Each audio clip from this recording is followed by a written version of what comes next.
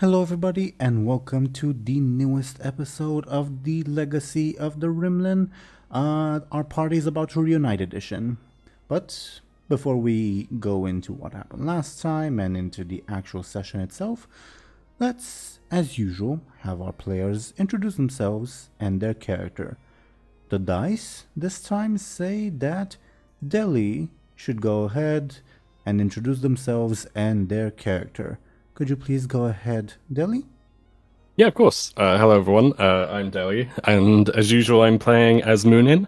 They are a traveling scholar, currently held captive by a giant ogre, and very excited. I don't know if they're aware, but they're. I was going to say they're very excited to be reunited with their friends, but I think they're regardless of whether or not this is a really long intro. Yeah, they're excited to be rid of this ogre, possibly. Very, very possibly. Yeah. But thank you. Thank you, Deli. And next, we would have, according to the dice, Ashen. Could you please go ahead and introduce yourself and your character? Of course, yes, I'm Ash, and I'm playing as Illona, my sneaky Tivian noblewoman who currently is in a bit of a drama with Anghel. Yeah, she is. And speaking of which, Show&Tell, would you care to introduce yourself and your character? Sure. Hi, I'm Show&Tell. I'll be playing as Anghel, a mute peasant boy, and yes, he's in a mood that we talk to him. Thank you very much, Show&Tell.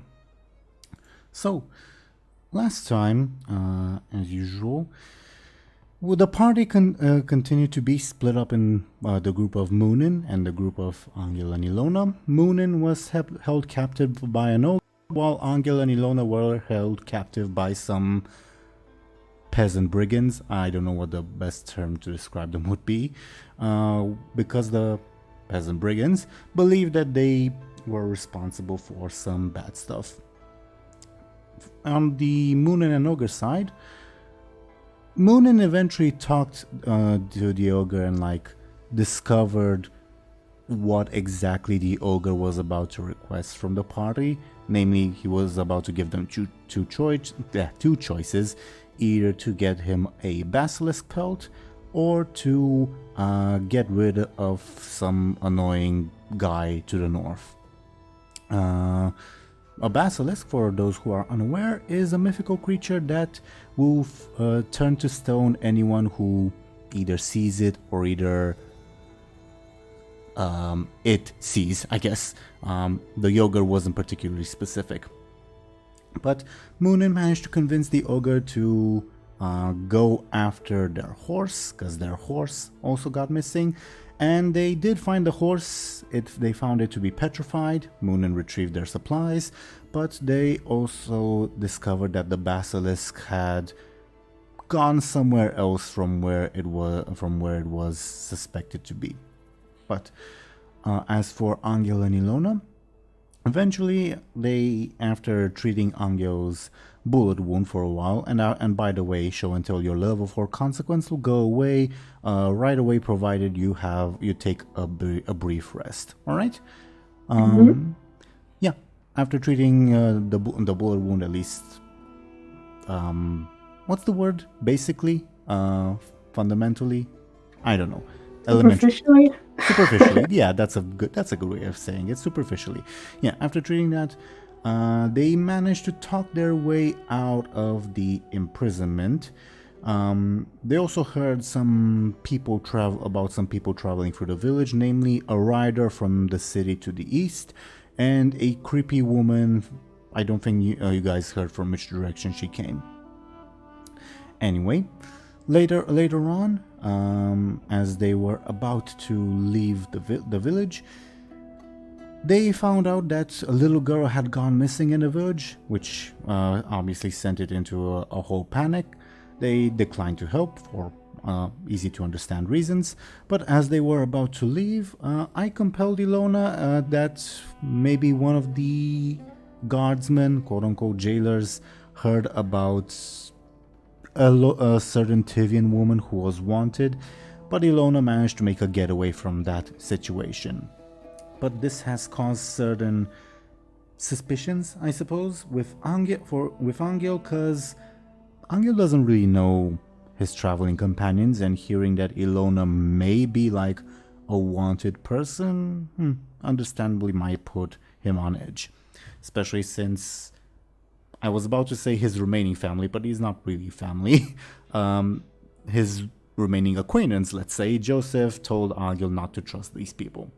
But anyway, the scene we sort of left off was the two groups, Muninn and the group of Anghel and Illona, about to reunite sort of coincidentally as they would pretty much converge on the same point on the road around the same time.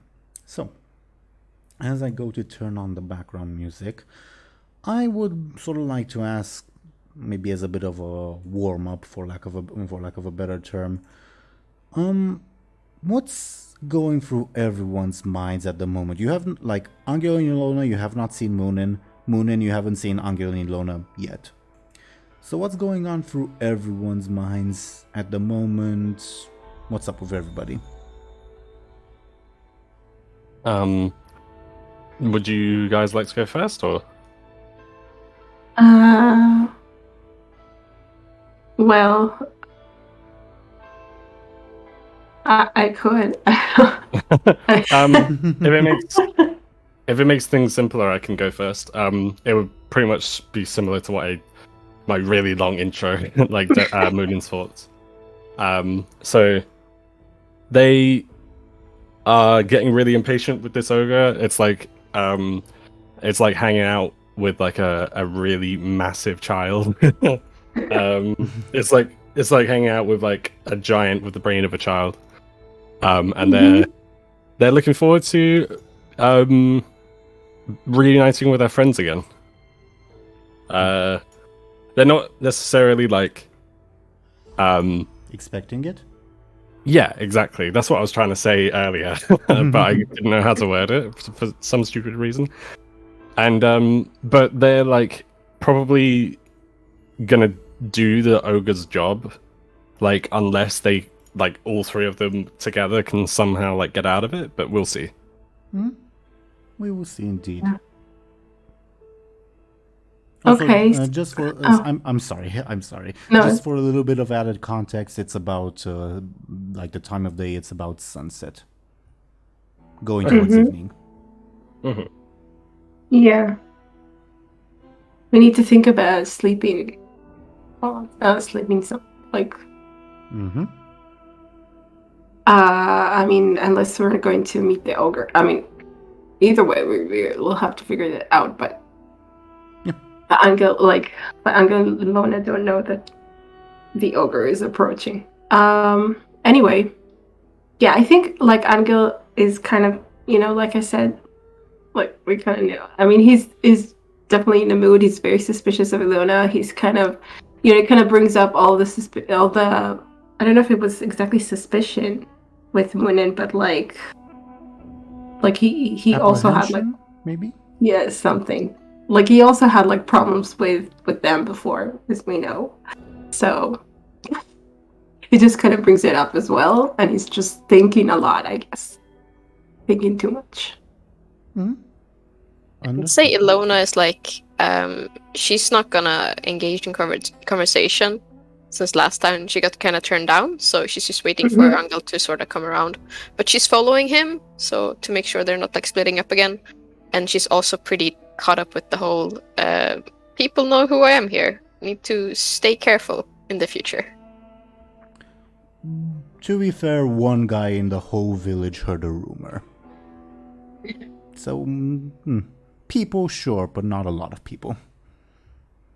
But I mean, it makes sense to me, yeah, that it would be like, I mean, she didn't expect it. Instead of it's like, it makes her like a little paranoid, maybe. Understandably so. So, I guess the first thing I'd like to ask everyone is, can all of you, let's take it in order, I guess. So I'll ask Ashen first, but I'll ask everyone as well. Roll me careful and sneaky. This is just to see like who notices who first, if that makes sense. Okay? Oh, not very sneaky.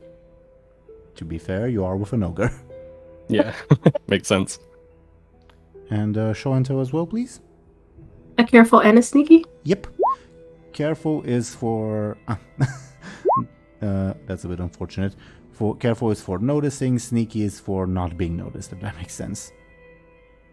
Okay. And let me roll for the ogre as well. Shock of all shocks, the ogre has a sneaky of 0. Really?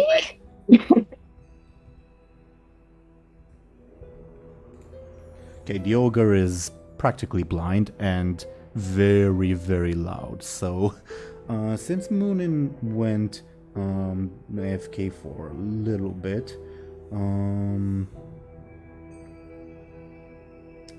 yeah, and I don't think Muninn would necessarily notice with their careful roll, but Anghel and Illona, you definitely would hear like, hello, welcome back, Deli. So as I was saying, Anghel and Illona, because of their roles, you guys would definitely hear like a crash through a forest as if something big is walking through the forest. Muninn, you probably wouldn't notice Anghel and Illona unless like you want to spend fate points, and the ogre is just in his own world, just probably like humming a song to himself.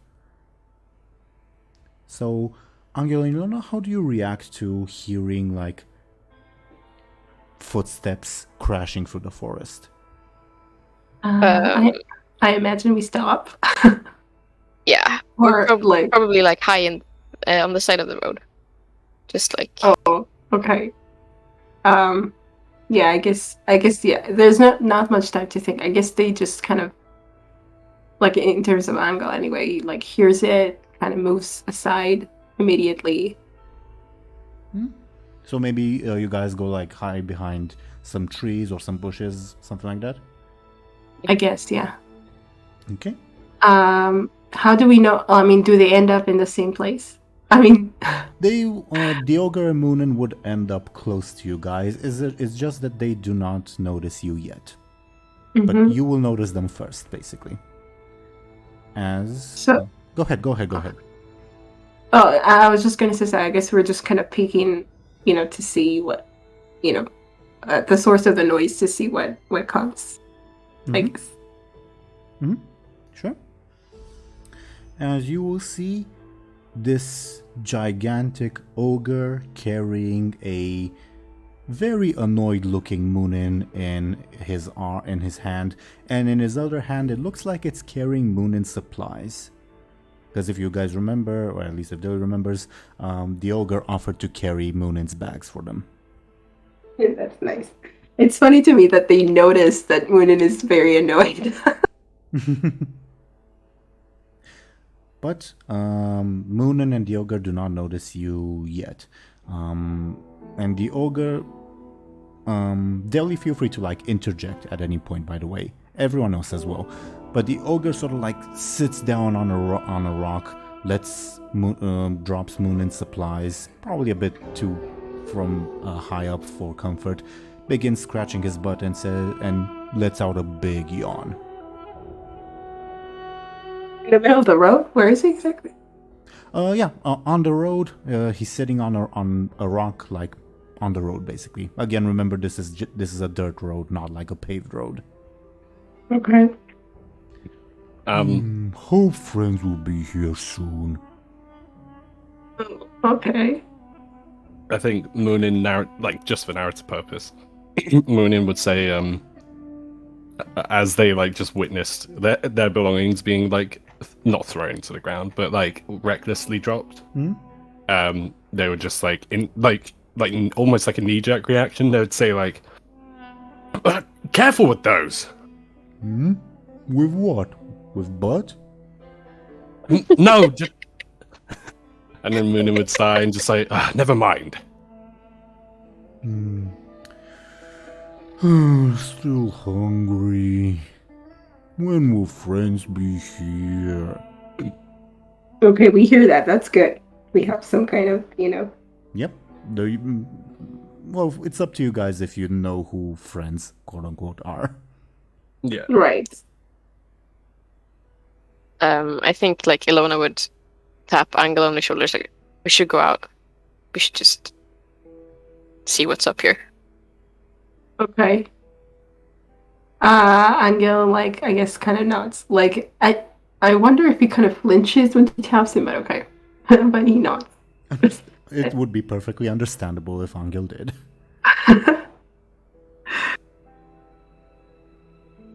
Again, this guy's like the size of a house. Like bigger probably. In height at least. Okay. So we just come out. Yeah, kind of like awkwardly like, Muninn, hi, who's this? The ogre looks at you like startles for a little bit, then narrows his eyes, says, "Oh, you're the ones Daddy told about, right?" Looks at Muninn. Muninn nods and be like, "That is them." What took you so long? They would say to like Anghel and Reina. A lot happened. We got in some trouble, but we managed our way out. Well, Yeah. You can. Well, you'll have to tell me about it later. Yeah, we should discuss like the elephant in the room. Yeah, Elephant? yeah, the massive, like, hulking, stupid elephant. Sounds yummy. Where elephant? He looks around. Just like that, it just ran away. You just missed it, but it might come back. It might come back at some point.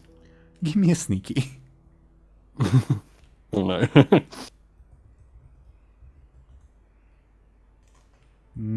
Think would have noticed. Sure it was elephant?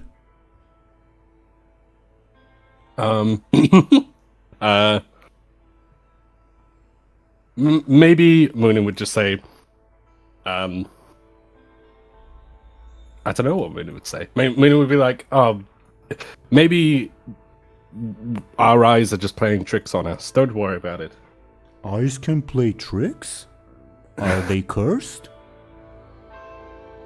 They may as well be. Anyway, hello. He waves with his other hand at Illona and Anghel. He waves. How nice. Illona like nods at that. Like, yeah, hi. Daddy told me to kill you, points at Illona, and you, points at Muninn, in front of you, points at Anghel. But I think we have better idea. Oh, I'm interested in hearing that. Yeah. Wow, okay. Well, me too, points at Muninn. 2 ideas of mine, but lizard thing got away. Do you have anything to offer for? Points at Muninn. What does he mean? To offer? What do you mean? Trade. For Muninn? Nods. And for your lives.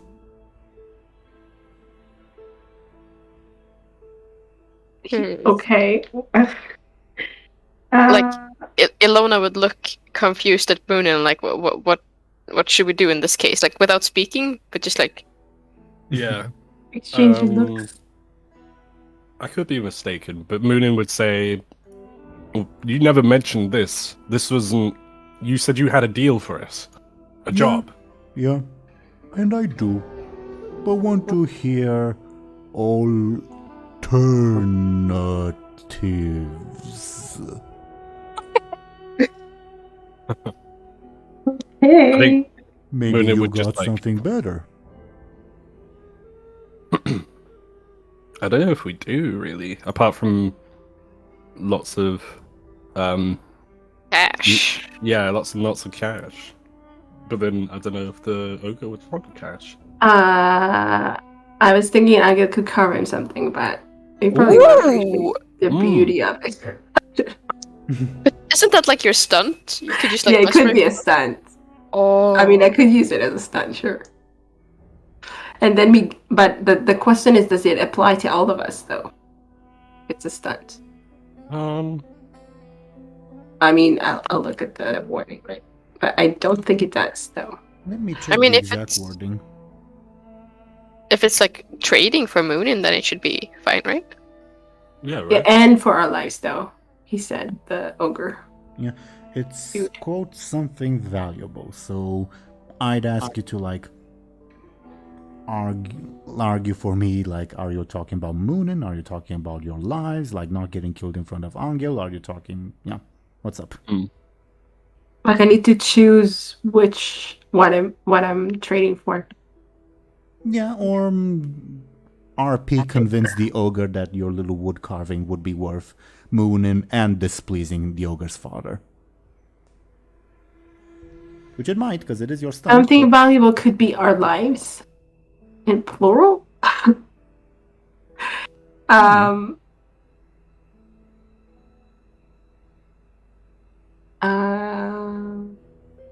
Like I need to argue. I mean, Yeah, so sorry, excuse me. I think for me, if we could only argue one of those things, it would be our lives. And then we'll figure out like trading me for something else later. Because if we can't barter for our lives, but can barter to let me go, then he's just gonna like drop me and then like squish this. But we could also above board like have the ogre like present his own demands and see if that's something you guys can work with, or if you'd like to go with the little wood carving thing. yeah. okay. Yeah, let's hear him out. Well, you're not really talking, so ever heard of basilisk? Has Anghel heard? Give me a clever, but it'll be a very difficult roll. Illona, you can also roll for me. Probably hasn't been. We all know how that works. Illona, Anghel definitely has not. Illona, maybe you've heard that term once or twice before, but it doesn't really ring a bell. Okay. Muninn would know. So no, we shake our heads. Like Anghel shakes his head. Anyway. Illona would say like, refresh me again. What's a basilisk? Oh, it king of lizards, or at least says it is, has crown on head. Anyway, it's shiny lizard that if you look at it, it turn you to stone. Or maybe if it look at you, turn you to stone. Complicated. Ah, okay. I see. A lizard king. Yeah. It was about, points to the south, but went to check with, points at Muninn, and looks like it went, points to the west. Want its Okay. pelt. Oh. Spelt, okay. Or the really, really annoying guy north. If you could get rid, either kill or tell to fuck off. Good, would be good. We're kind of pros at handling annoying guys, I think, right? Pros at handling what? Annoying guys. Yeah. I guess. I mean, what scares me is that we don't know anything about this guy. What makes him annoying? You know, what is it that bothers the ogre so much? Just tell him to fuck off. It's easy enough. I mean, okay, like on paper, it does sound like easier to go to this guy and deal with him, but we don't know anything about him. I feel it's a Yeah. trap. I mean, it could. I mean, could be a very like classic bait and switch. Like we have this image of this guy, and we think, oh, it's just going to be like a human, and then we get there, and it's like God or something. Can you tell us about the guy up north? Who is he? He really points at himself, and he blonde. Tasty. So, human like us, right? Kinda. What makes him non-human? Yoga shrugs. He really good at. No, maybe I actually should not say that. Yes. What? You probably should say it since we're gonna Yeah. maybe deal with him.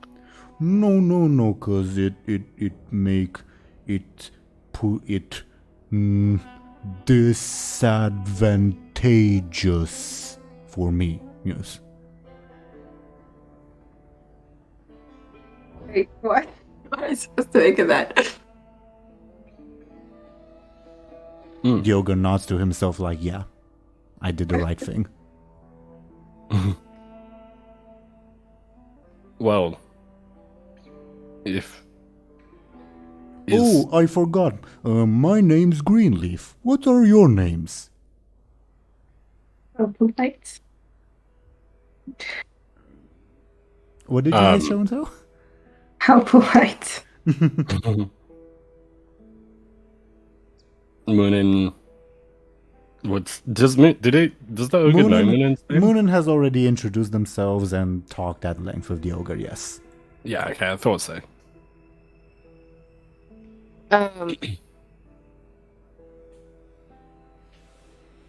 Illona would still want to know more about the blonde human-ish human, but she would quickly murmur her name under her breath and then continue. So, if it's disadvantageous for you to tell us, if it's so disadvantageous for you to tell us, I'm Greenleaf. Illona would laugh at that. Okay. What your name? Points at Anghel. I think Anghel was kind of laughing to himself. He was caught off guard as well. So yeah, I don't remember. What does he usually do? He shrugs. I don't know. I'm Greenleaf. He stares at you. You know that blank stare that really dumb people have sometimes? Yeah. If Anghel doesn't look like he minds someone talking for him. I mean, I don't know. How can you tell if he looks like he minds? I guess Muninn would try and get Anghel's attention by looking at him in a certain way and just going kind of pointing to the ogre, being like, should I just tell him? Sort of thing. Okay. I wonder if Anghel really cares if he knows. I guess he just kind of shrugs. So you can Okay. go ahead. Well, Muninn then would just say, well, turn to the ogre and say, his name is Anghel, but this one doesn't speak. Ooh, so that's why Daddy want to kill him. The ogre nods.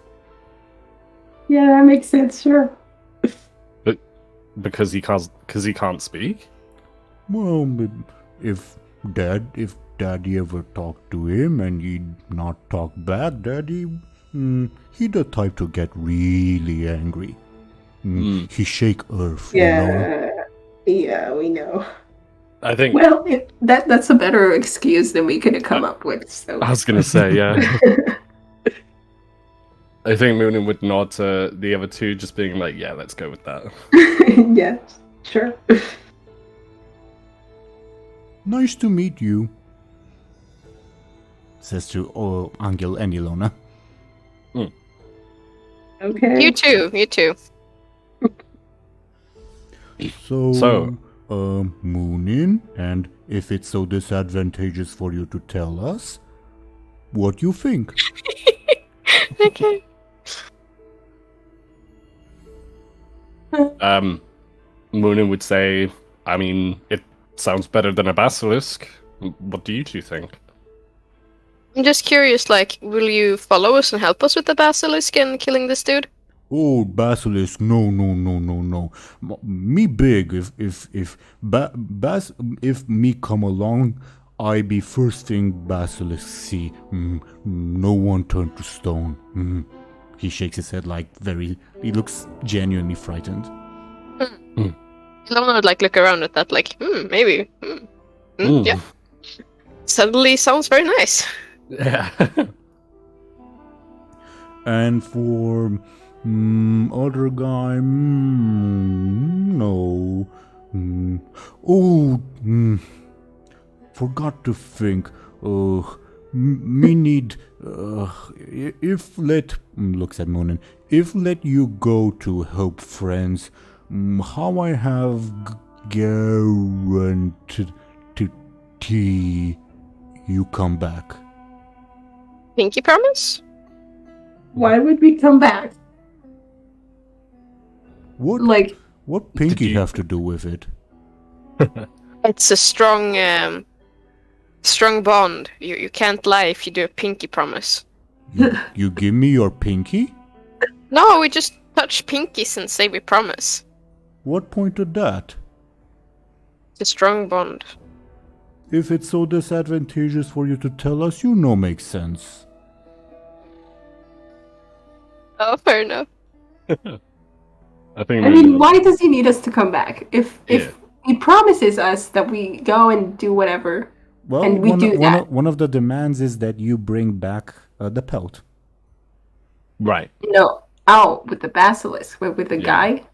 Well, with the guy, he would like assurances that he really is gone.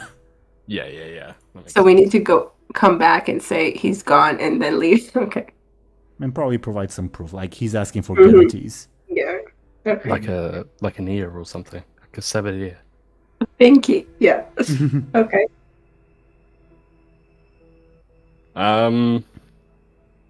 Well, Yeah. How that's a good could we question. guarantee? Could keep one of you here, but then maybe you fail in task. Exactly. Don't wanna come with, 'cause it's scary. How about we leave something here? This is above board. How about we leave something, and then it's like, well, we're gonna have to come back and get it. Good idea. I'm not sure what we could choose though, because I really don't want to leave the books behind.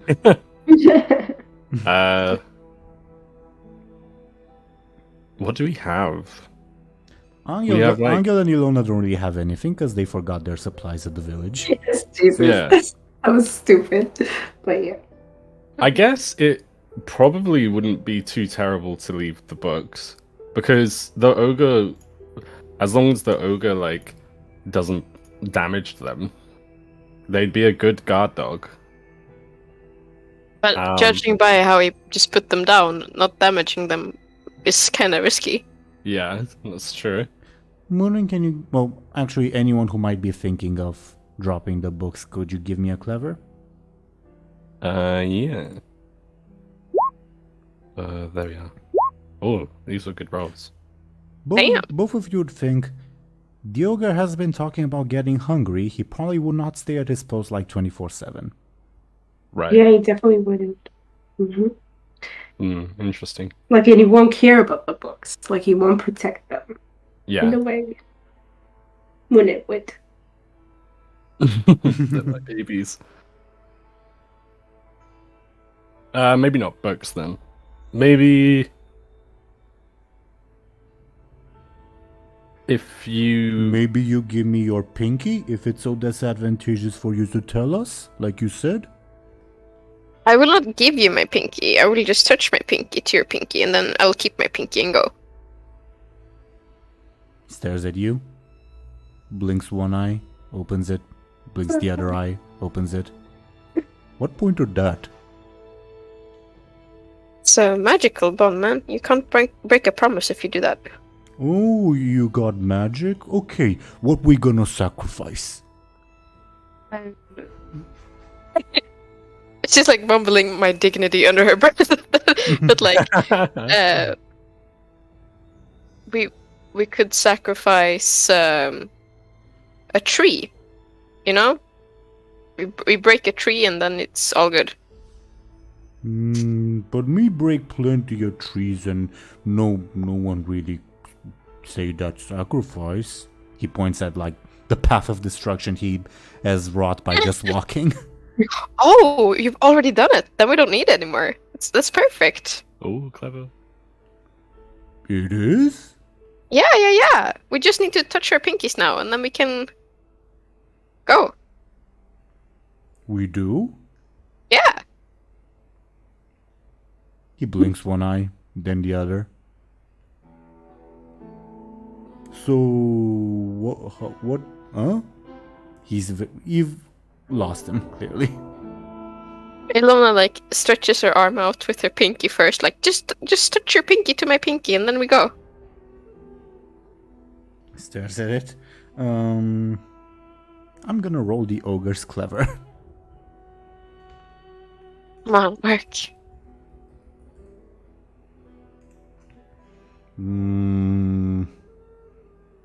I mean, no, if you leave me pinky, I would just snack on it. Then how give it back to you? Oh, he wouldn't even want the pinky anyway. I was gonna say I'm very tempted to just cut Munin's pinky off. But then if he wouldn't want it anyway. Your knife ready and everything, like nah. Yeah, god damn it. I really don't know what we couldn't leave behind. I guess Muninn, we could just say, "Are you sure you don't want my pinky?" I mean, if take pinky, how you put back? Pray to Acacius? I guess so. Okay. Pinky then?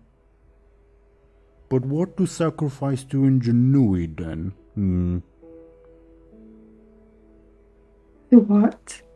The who? Sorry? Give me, whoever might have heard of this ancient god, give me a clever. Who? Probably not Anghel. Okay. Ingenuity. You're in Muninn, that would be maybe Illona too, though Illona would know less. Yeah, Muninn, that is one of the like ancient Rimlen gods, specifically one of like travelers and trade. Right. And since this is like a trade, and you guys meant, and he got to the conclusion of sacrifice. This is the guy you would be sacrificing to. Okay, so could Muninn could say, "Well, I would sacrifice one of my fingers to this god. Would that be sufficient?" I mean, I really do love my fingers. I would miss it. So surely it would be a good, not prize. Surely it would be a good deal. Above board, I'm actually never mind. I'll roll the ogre's clever to see his opinion on this. Okay. Okay.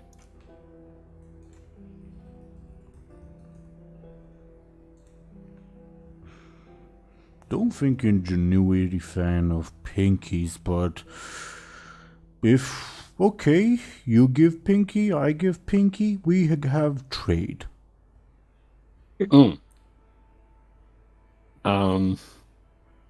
Wait, how do I put it back? Well, you Snack? could put it. Yeah. You could put it back the same way I do, can't you? Okay. Okay. Well, in that case, Muninn would take the dagger out and like look at their hand and kind of realize what they just agreed to. Want me to take it for you? No, I can do it. It's fine. What are you gonna cut your pinky with? Cut? Me rip off. Oh, wow. Okay. Oh, I want to see this. You do. Yeah. Okay, well, let's do it together then on 3. When I say 3, and you can count to 3, can't you?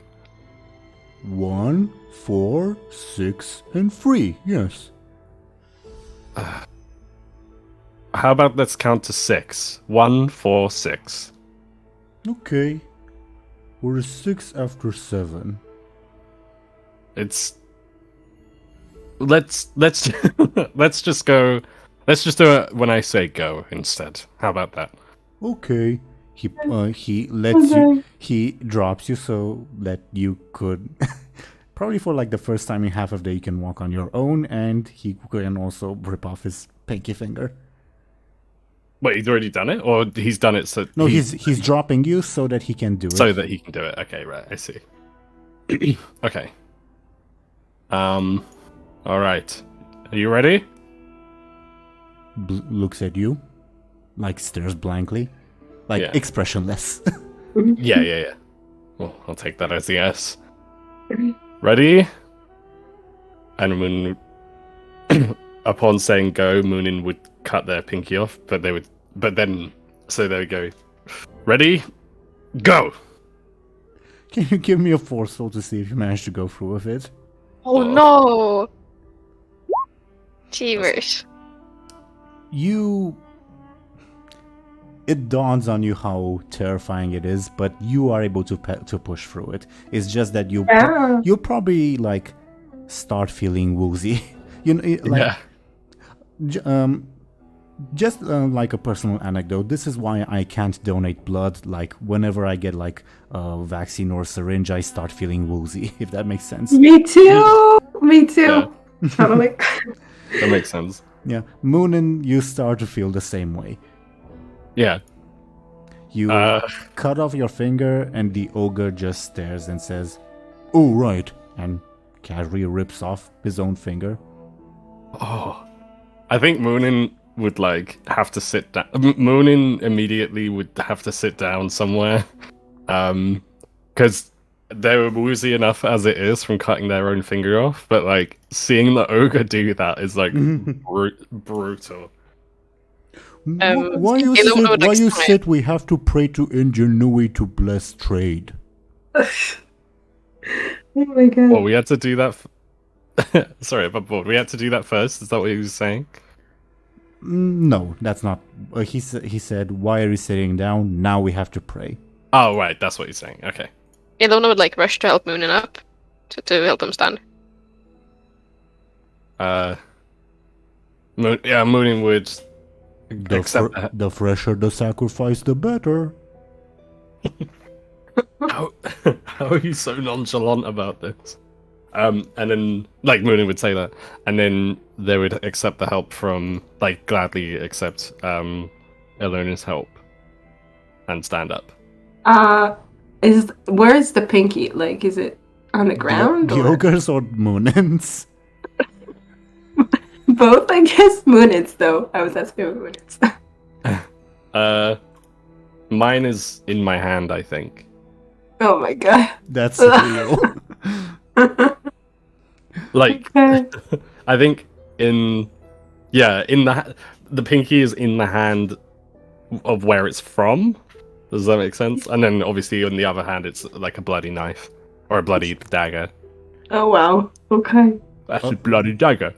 A lot of blood is spurting out. The ogre, same for the ogre. The ogre's holding it in like not the original hand, but the other hand. Oh, okay. The ogre does not seem affected by this. Yeah, it's insane. We need to wrap up the wound. But okay, maybe we should do the ingenuity thing first. Wrap up the what? Sorry. The finger. You're losing blood right now. Oh, as in, yeah, no, you're right.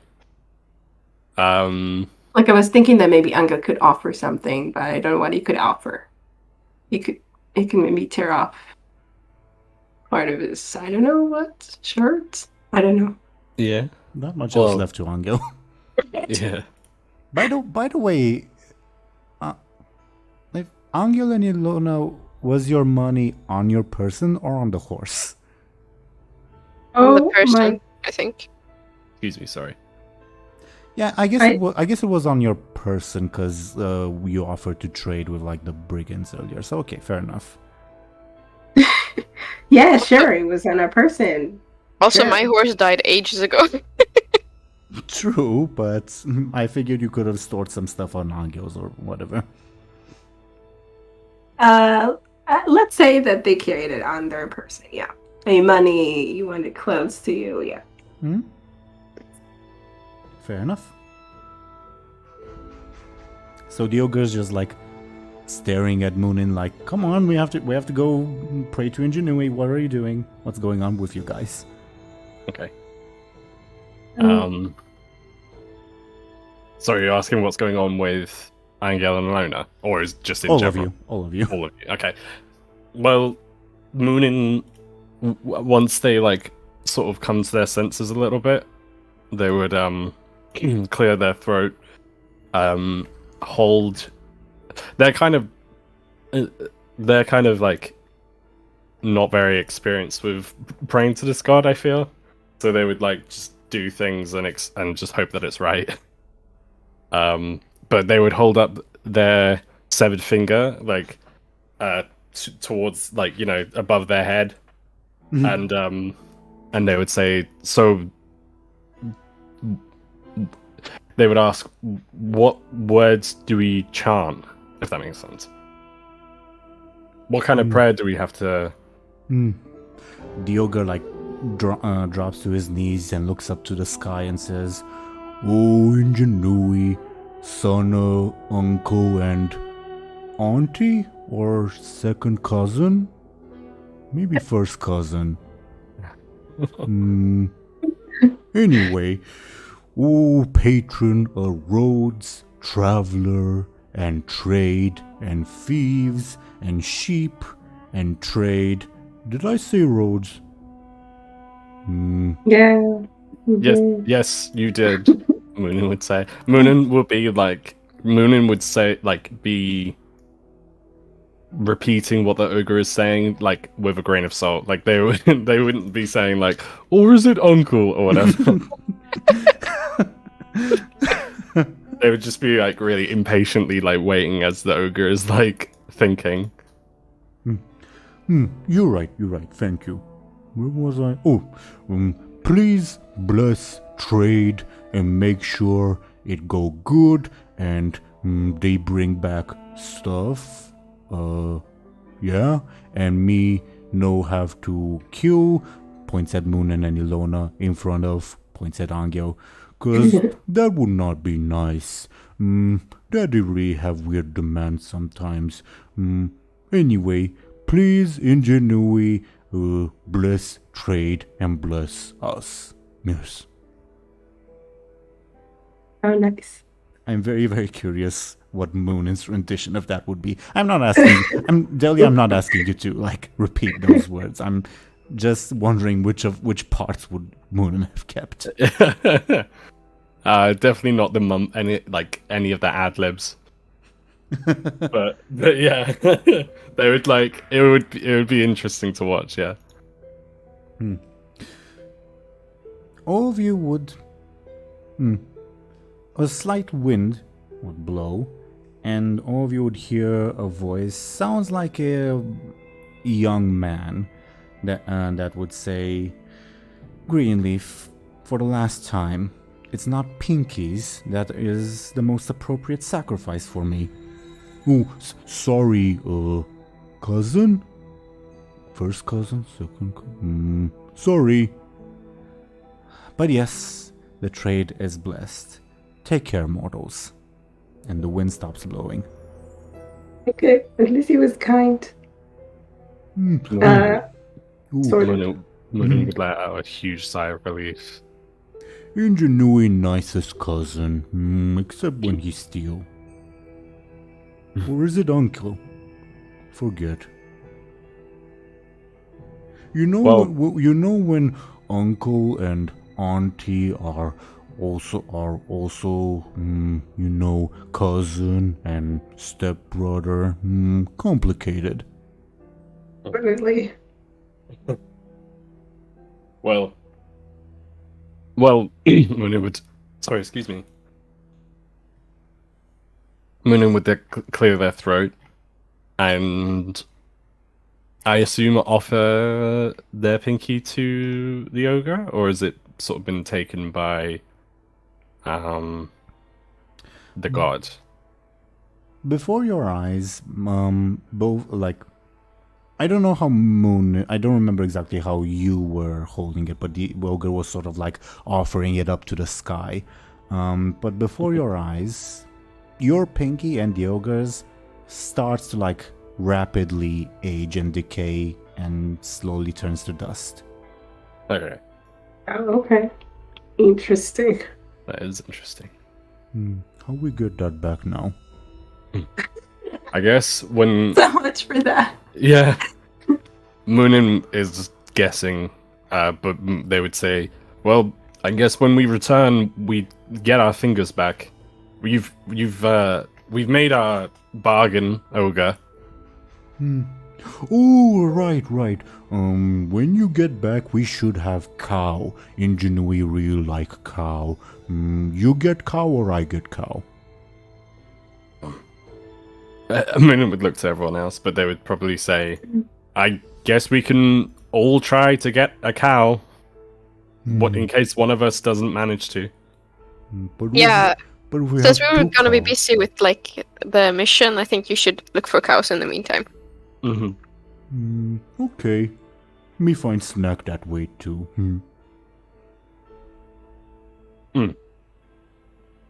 Just don't eat the cow. Don't. Muninn would say, "Don't eat the cow that you're gonna use for the sacrifice. No, If you're no. hungry, sorry to interrupt. If you're hungry, get a second cow." Yeah, me probably gonna eat second cow and third cow and cow herd. And if cow herd have village, eat village too. Yes. Okay. That's good. Yeah. Well, do what you have to do, I guess. Okay, so we meet back here. You get pelt or drive off mean man or yeah, which? Did he tell us where the mean man was? The annoying man? To the north. That's what he said. To the north, okay. Muninn would turn to Anghel and Illona and say, "Well, talking to the man sounds easier. We could try that first."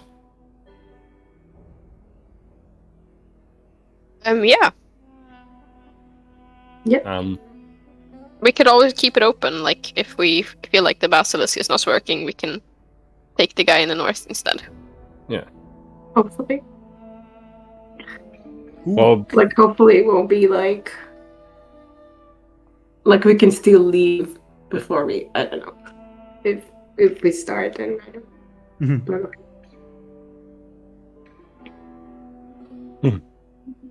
well, there's your answer, ogre. Okay. Man up north, go past river to second river. Think he where little swamp island at, miss. He wears what? I'm sorry? What did he say? He wears what? Where weird swamp island.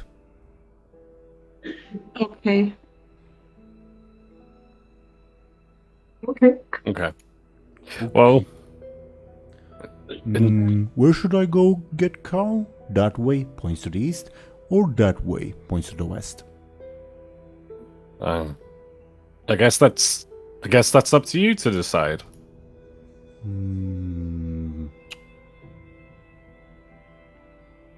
he makes a bunch of like Hobbit movie Gollum faces as he ponders the question. Well, if it like seems like he's taking a while, Yeah, he Muninn is. would just he is, yeah. Muninn would just say just Muninn would say just go that way. And if you don't find any there, then go that way. Like Muninn would point to the east first and then point to the west second. Okay. Think he's closer too, so makes sense. Lots of commotion from there. Well, Well, yeah. Hmm. Okay. Okay. well, Meet back here. Be back by morning latest. Yes. well. We'll Until- try. If not, Ingenuity curse you, and we have to do what Daddy tell me to do. Sorry. I think we're gonna need a bit more time than that. Yeah. Okay.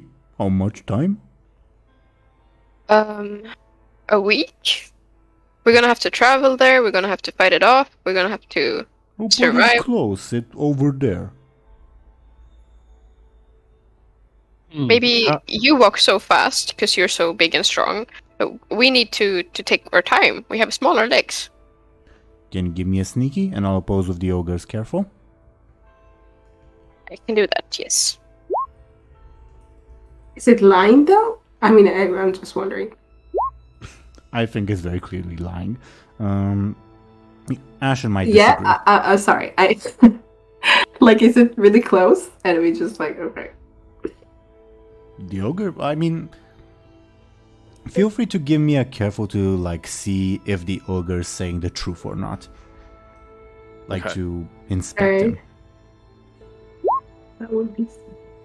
It probably is, isn't he? Illona the ogre is like very much an open book, and if he has secrets, he would tell you that he has a secret that he cannot tell you. Fair enough.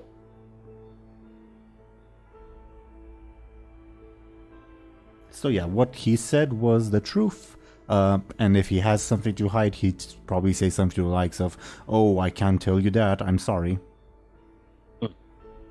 Okay.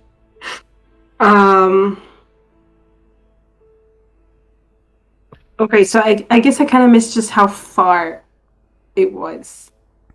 Like when he said it's to the north. Did he like?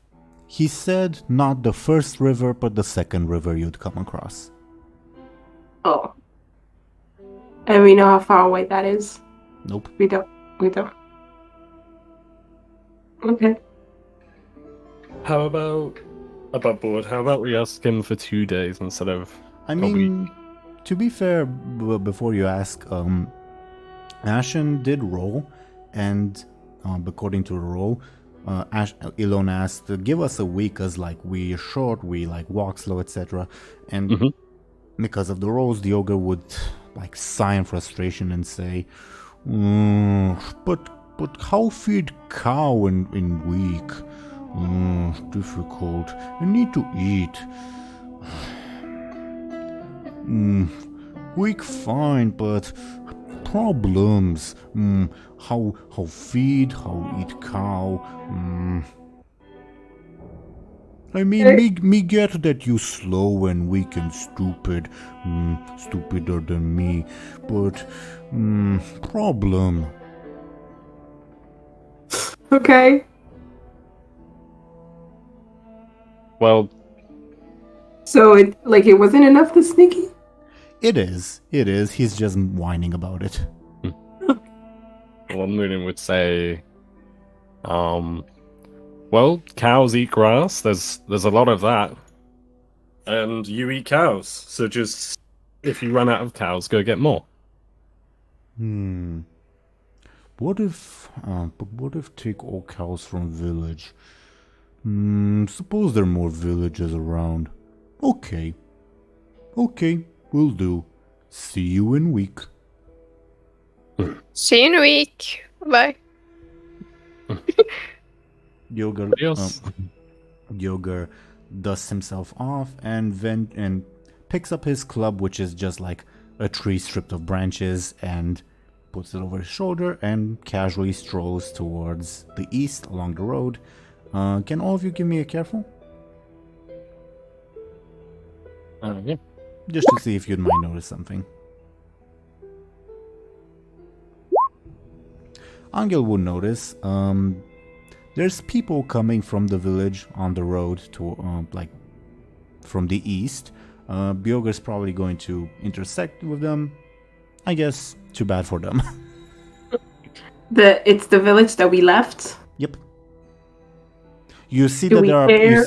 you see that there are people because they're carrying torches.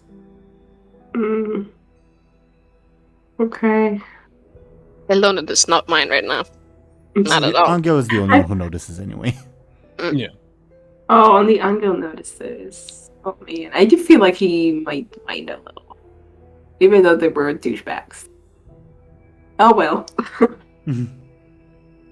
I guess he minds for a bit, but then he's like, whatever. I just whatever. Okay. So, Greenleaf strolls towards the east. Wherever you guys might go, like either if you go north to like follow his request, or if you like decide to head somewhere else, you'll probably in the distance hear a bunch of screams and probably like some huge crash, presumably from his club. Nothing to worry about, I suppose. But as Greenleaf sort of exits the scene, you guys are left on your own. I just have to say this above board. Like, the pinky promise was supposed to like trick him, and now we just like made a deal with the god who might curse us later. Yeah. It's like the worst. What's the pinky? You did sacrifice to a god, yes, and that god is like the sacrifice was make sure the trade goes through. Yeah. Well, we've got a week. We got a week. You So- have a week. Did we do something about the finger? The bleeding finger? I feel Mm. like we didn't. Anghel, not to put words into your mouth, but Anghel was going to offer like some cloth or fabric Yeah. or something. Yeah. For the ogre's part, he would have insisted during the like prayer that you like focus and pray and not like treat the wound. But after that, he wouldn't have cared. Yeah. So I guess Anghel, offers a piece of his, I don't know, of his pants. I don't know. Does Muninn have anything in their like in the supplies? Anything resembling something that can work as a bandage, or not? I don't know. I mean, Muninn could probably rip their. Actually, do they wear gloves? Hang on. Let me. I'm just double checking something. Bear with me. They do. They do wear gloves. Oh. I suppose Muninn could take one of their the hand with the severed finger or whatever. It's summer, by the way, and you're wearing gloves. Yeah. I think they're fingerless too, so I can't even be like, to hide my fingerprints. Like, it's not even for that reason. But they would take the glove off with so like let's say they cut off the finger of their left hand, which is probably the hand that they would prefer. They would take off their left-handed glove and use it to apply pressure to the wound. Can you give me a careful, just to see how well you treated it? Yeah. Okay, well enough. Well enough, that's good. I think Muninn would look to everyone and say, so, we've got a... What am I trying to make Muninn say? Muninn would say... Muninn's kind of like not feeling well, it's understandable. Yeah, I understand. Yeah. after like stumbling over the words maybe a little bit, or like, you know, struggling to muster a sentence, they would ask, so let's walk and talk. What have you been up to, you two? Wait, Muninn was not there for the whole Miku part, right? Nope. I don't think. No. Oh, he wasn't. Oh shit! Wow, that's a lot to cover. Also, Yeah. you say you're walking and talking. Which direction are you walking and talking? Are we going after the dude? Yeah, is it the dude or the basilisk? Or neither. Well,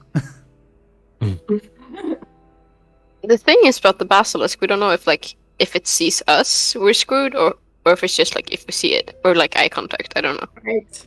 We could. I- Oh well, where is the basilisk supposed to be? It was supposed to be to the south, but when the ogre and Muninn went to the area, they saw that it moved. You'd probably have to look for clues as to where. Yeah. Whereas the guy's more likely, although not guaranteed, to be in the north. I guess we could go after the guy, and then kind of try to spy on him when we get closer, or something, to see what we're up against. Yeah. Because I feel, yeah, definitely. I feel like the basilisk, we know what we're going to be up against, and if one of us is seen, or I think it's the basilisk has to look at you, although I could be wrong.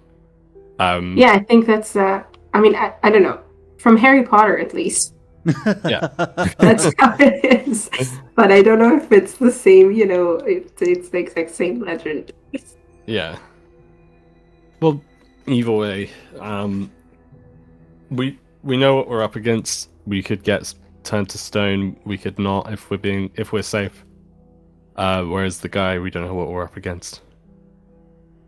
So Yeah, I kind of like the basilisk option, honestly. Seems fun. Yeah. yeah, Honestly, it was, yeah, it's exactly what I was looking for. Okay. fair enough. I mean, I'm not objected to that. So Muninn, if everyone's in agreement, Muninn would start walking south to the basilisk. It would be like the ogre said south, but remember Muninn and the ogre went to check there, so it's pretty easy to follow the path because like there's fallen trees, destroyed foliage, Yeah, from the ogre. Yeah. fair enough. So yeah, Muninn would walk in that kind of general direction, or Mhm. wherever they think the best place would be to start looking. Mhm. Do Anghel and Illona follow? And do you guys, quote, walk and talk? Yeah. Anghel doesn't talk. Yeah. In case you were wondering. I mean, But like, you guys have, if you remember, have been working on that rudimentary sign language. Yeah. But I also meant that he is not really in the mood to talk. Hmm. So, Okay. Fair enough. so he lets Illona, explain everything she wants to. Yeah. She would covered like tell what happened between the bandits. What was her name again? The bandit lady, Yeah, Mura. Mora and Miku, and she would explain what happened. Like, that, and also like the village and stuff. Yeah. Muninn would try their best. Can you guys hear me? Yeah. Okay. about Deli suddenly cut off, and I was afraid. Oh, did my internet die? No, Yeah. that was me. Sorry about that.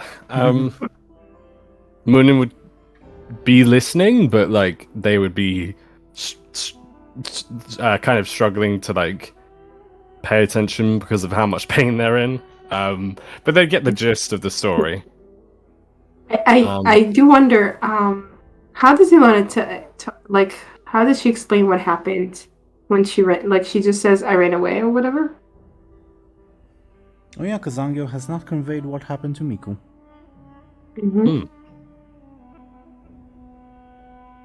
What? How does Illona tell the story of like? Does she just say I ran away with Miku? Like, what does she say? She tells them what happened, like that we killed. Well, Does she And- know that Miku's dead? What do we? I don't think. Miku's not dead, for one. Miku's not. I forgot. Oh, we just defeated him. Okay. Yeah.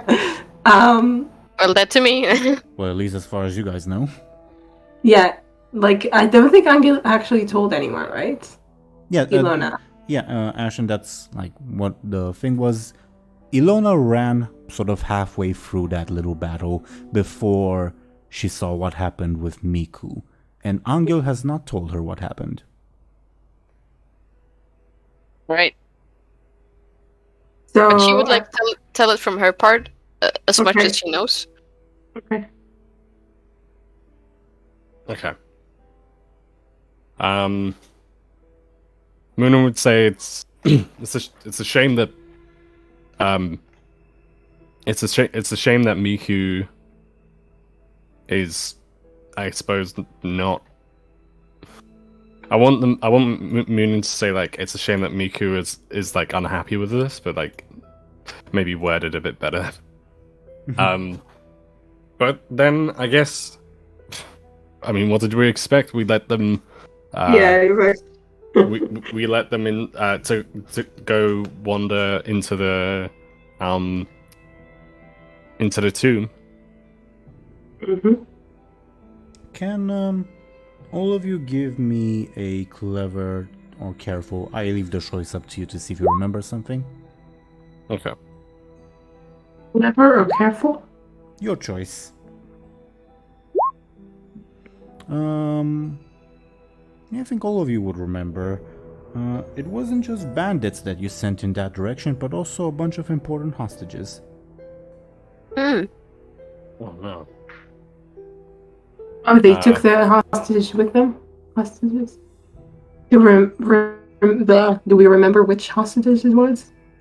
Like what? The caramel soldiers. Oh, they're dead too. Okay. Interesting. I mean, I'm not saying that. I'm just saying they went in that direction. It could possibly, yeah. Okay, yeah, we didn't think about that. I don't think Muninn would bring that up, but they would remember and think, "Oh no." So, what? I don't know. Did Illona tell Muninn what happened after that? Sorry, or Yeah, like what happened in the village with the lady and the gun and everything. okay. Well, that's Muninn would say that's yeah. I mean, fair enough. That sounds like you two were busy. Yeah. Yeah. What happened for you? Muninn would that out aside and say, well, I mean, I was held. I mean, that ogre like had me held in his hand for a good while. I was honestly, I tried to escape by outsmarting him, but honestly, his stupidity made it somehow harder to outsmart him. But I mean, there is bad news about the orb, and then Muninn would. Yeah, Yeah. shit. Muninn would like pat, like I think they would pat their satchel, or like messenger bag, like to show that it's not like on them, like on their person. Did you leave it with the Boyard? Yeah, something like that. So the boy took it from me. I didn't exactly want him to have it, but he didn't steal it. He just insisted that he take it to be examined and sort of assured that we'd have it back at some point. But even even that is like not a guarantee. Oh, shit. And that's even if they keep to their word, which, I mean, they might not. I doubt it. People like that are everything for personal gain. Well, exactly.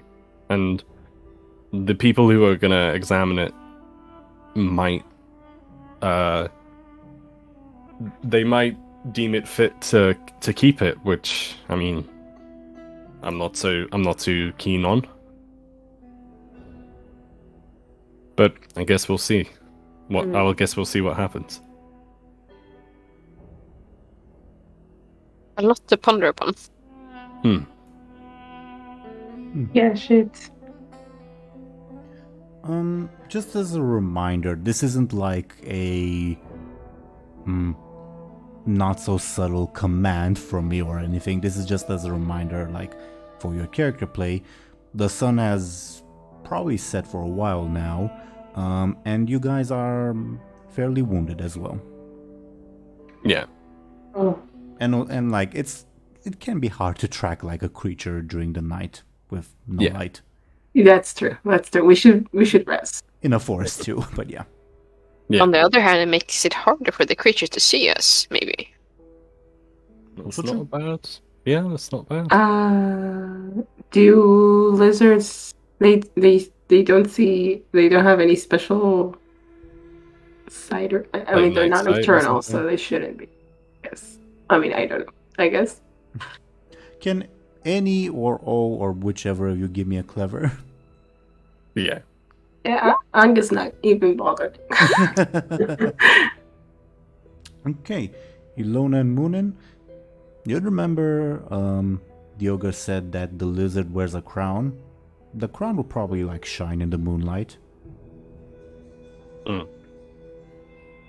As to whether it can see at night, I would say its vision would be impeded, but it would probably see better than you guys would. Okay, that makes sense.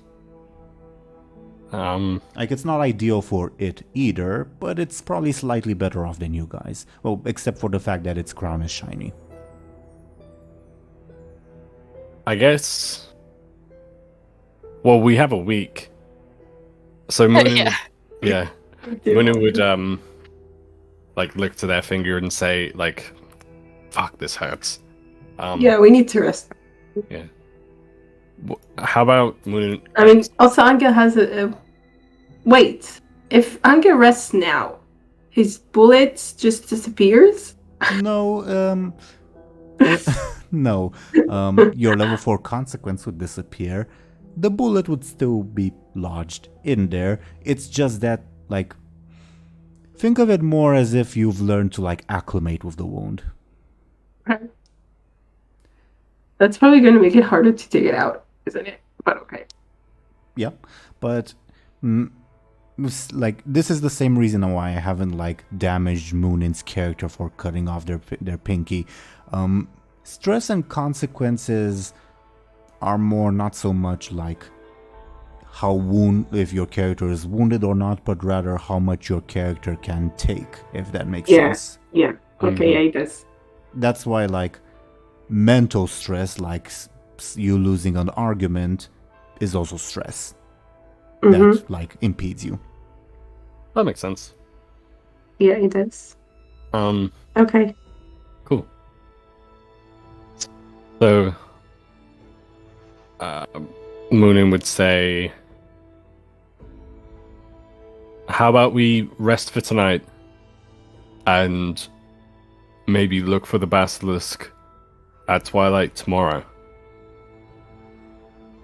Sounds good. I'm dumb. What isn't Twilight midnight? Or I'm very, very dumb. I don't know what the word means. I think I think twilight is like the midpoint between day and night. So like when it's like when the sun is almost set but not quite. Yeah. So you want to rest the rest of the day until the evening, basically? I suppose we could start looking for the basilisk like during the day, but then if and when we find it, we'll fight it at night. Oh, I don't know why I said twilight. I felt like that just complicated things. I'm also dumb because I don't know what the word meant. No, you're fine, honestly. I didn't quite know what it meant. I had to think before I explained it. I was like, "What? Hang on a minute. What does twilight mean?" I just think of I think of Twilight Princess from Zelda. I thought about werewolves and vampires. Oh yeah, definitely. What did I want? Oh, I forgot what I wanted to say. I'm sorry. No. Muninn proposed that you guys rest and then you go after the thing at quote. Oh yeah, Twilight. didn't we? I thought. I mean, we kind of came to the conclusion that it was going to have better eyesight than we do at night. But I guess that's also true for during the day. I guess. I mean, we never have the advantage. Is that how it works? I suppose so.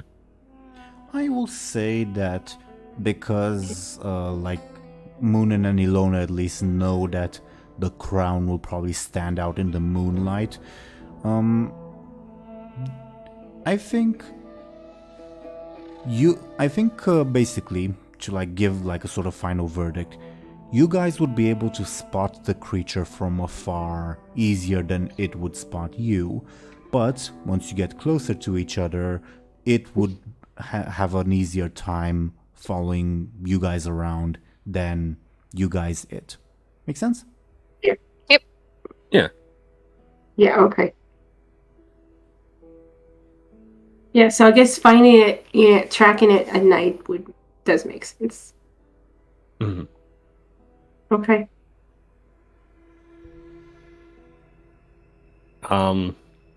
Well, in that case, Muninn would sit down. Muninn would probably try and find a good tree to sit under if there are any. Plenty. The ogre knocked down a lot of trees. Yeah. Oh, maybe they would go over to a pile or whatever and ask Anghel. They would do the hand motion to be like, "Oh, come over here." Okay. Trudges over. All right. Muninn would ask.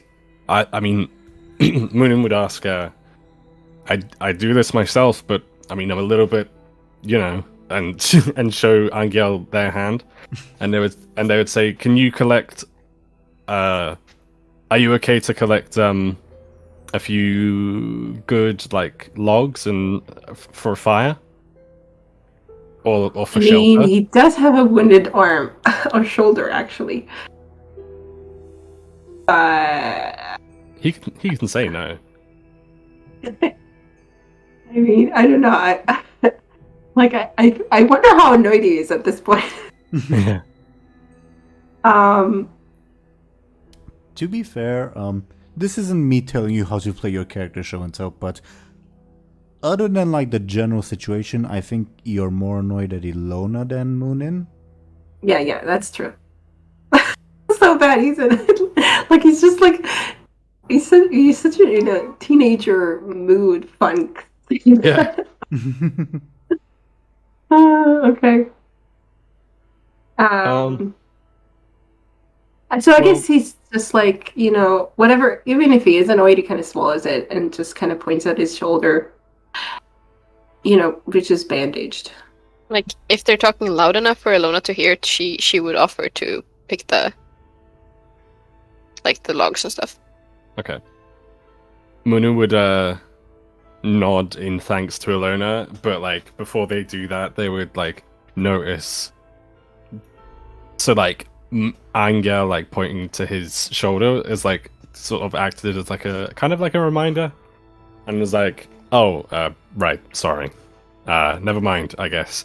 And they would clench Muninn would clench their left hand into a fist to hold the sort of makeshift bandage in place and like use their right hand to like pick up what they can.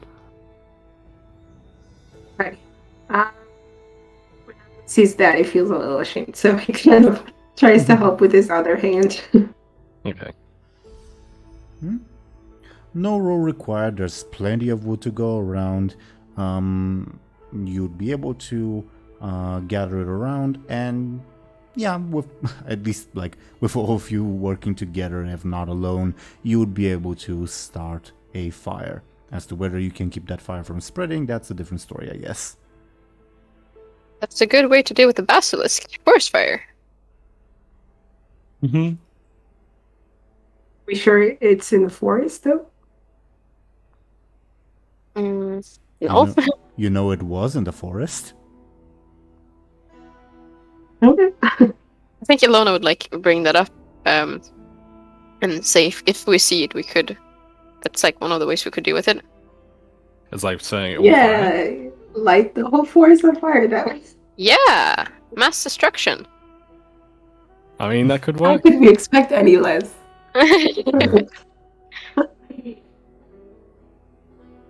Muninn would say if Illona like did suggest that, Muninn would like think and say, well, I mean that could work, but I mean we're flammable too.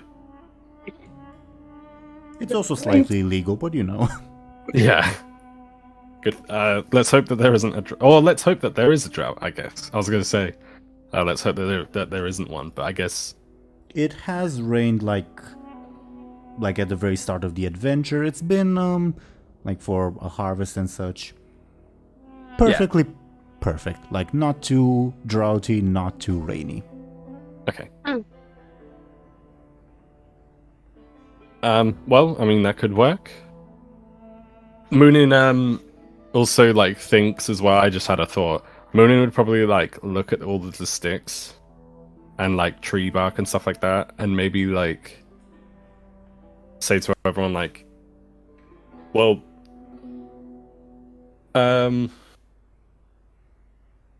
actually they would think of an idea, but they wouldn't mention it until like maybe tomorrow. I just realized because it's kind of redundant information at the moment. All right. But I may as well tell you guys above board. So because the basilisk will turn you to stone if it looks at you, maybe it would be a good idea to like make some sort of shield so it can't technically see. It can't look at you. It looks at the tree bark, the shield thing. Maybe I don't know. Someone knows their Greek mythology. Damn, is that what actually happened? Well, with the Medusa, not the basilisk, but yeah. Ah, cool.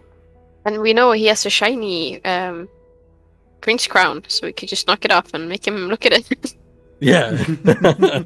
Oh, yeah, that was too good. Well, the ogre asked for its pelt, not its statue. Ah, I guess that's true. Well, we can definitely give that a go, but Muninn wouldn't mention it at the moment, just because it's hard enough for everyone to like pick up the sticks, let alone like make some sort of makeshift shield. Oh, I can totally do that. Yeah, that would be cool. Yeah.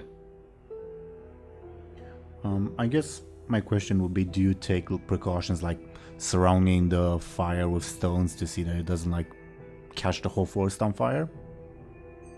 No, of course. Yeah, I think that's a good idea. Okay. Then, you guys obviously have the option of resting or sleeping. It's entirely up to you. You won't be bothered, like, at least not right now. Yeah, you won't be bothered. The choice is entirely up to you. If you sleep, if you just rest for a little bit, yeah. Or if you just like light a fire for the sake of it and then move on, I guess. That's also a choice. Rest. Anghel definitely needs a rest. And Muninn too. Yeah. We can like go in shifts, so I'll keep the lookout and then Mm-hmm. I'll wake someone up. That sounds good. When it's Munin's shift, maybe they would use the fire to like cook something if they had anything. I don't know if they do though. You do still have some supplies.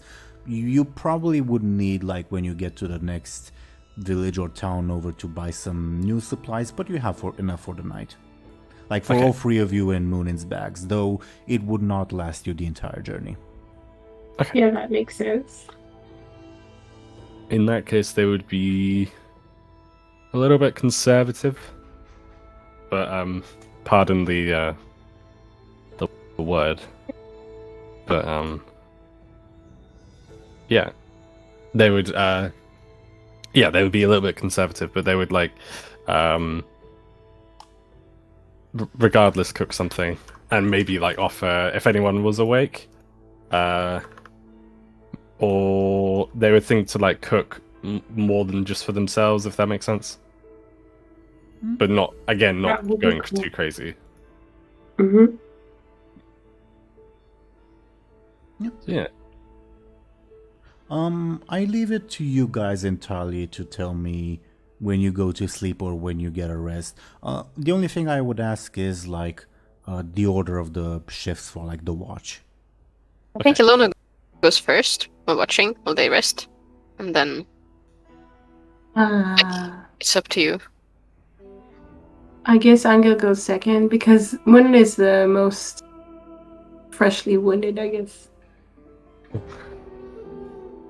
On that note, let me remove your stress and consequences. Well, for Anghel and Muninn at least, because you guys will be resting. Illona, your level 6 will still stick around, unfortunately. Yep. Yay! Oh. Muninn would like thank Illona for like, and Anghel, I guess, for like being able to sleep first, or like is Anghel and the order Muninn the order I got was Illona, Anghel, Muninn. Okay. Yeah, I think so. Yeah, but they would thank whoever they need to thank, and then like very quickly go to sleep. Although they'd probably struggle a little bit because the pain is. I mean, they are in a lot of pain. Yeah, with the finger especially. Although, like, your stress and consequences were from like the ogre squeezing you too tightly and like you being like concussed and such. You'll be able to sleep that part off at least. Okay, that's good. Hell yeah. Okay. So are you guys going to sleep, or does anything else happen among you guys? Do let me know. Okay. Yeah, I don't know. I mean, yeah, like I said, Muninn would go straight to sleep, or try to, but I don't know what you guys would be up to. Yeah, when it's like Illona's turn to sleep, when the other ones have watched, she would just doze off. Good rest. Okay. Well, Illona, you have first watch. Can you give me a careful?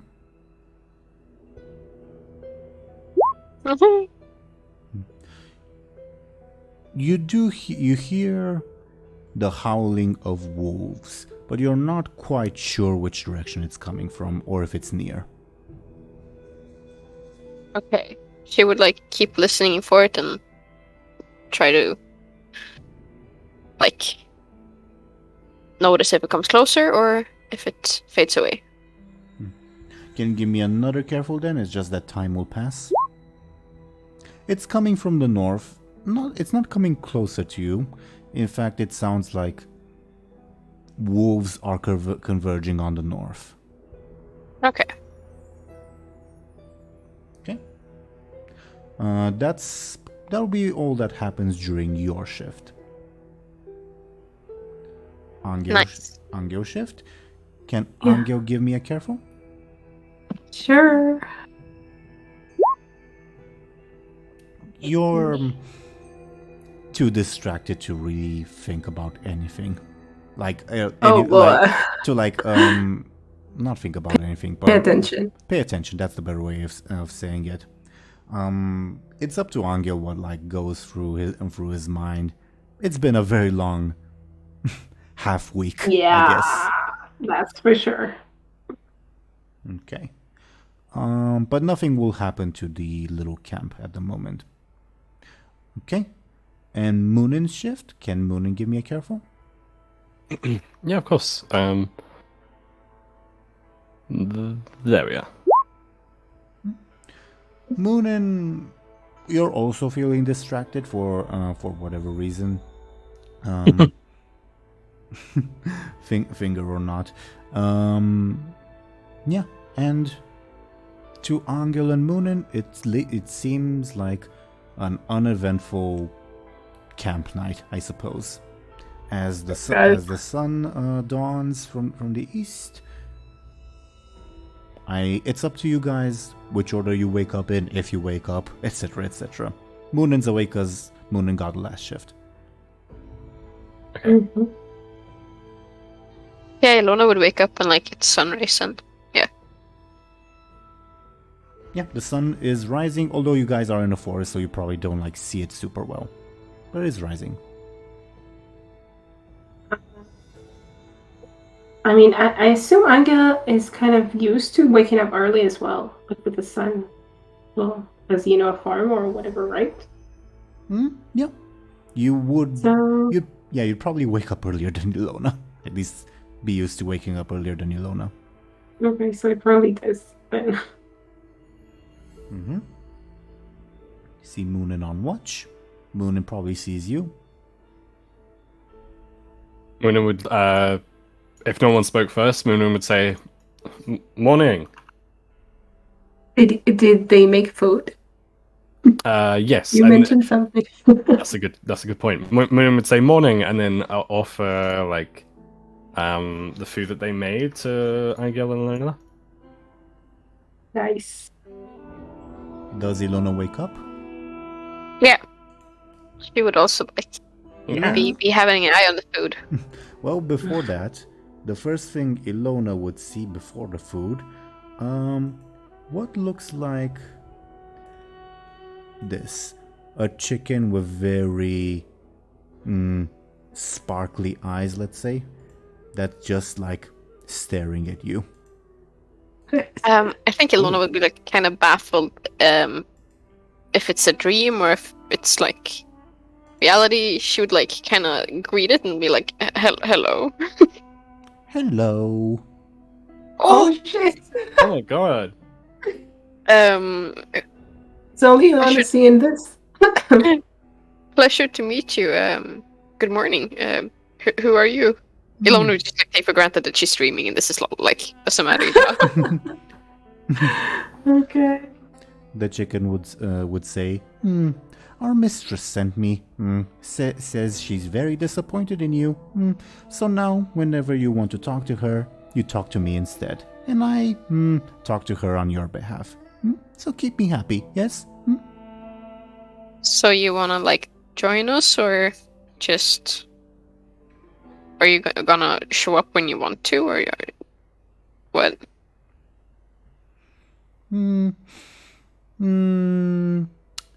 Well, up to you, I guess. Illona's like, okay, great, like rolls over and like waits to wake up. Would Anghel and Muninn be like paying attention so that they would hear the voices and Illona conversing with someone? Is this happening in real life then?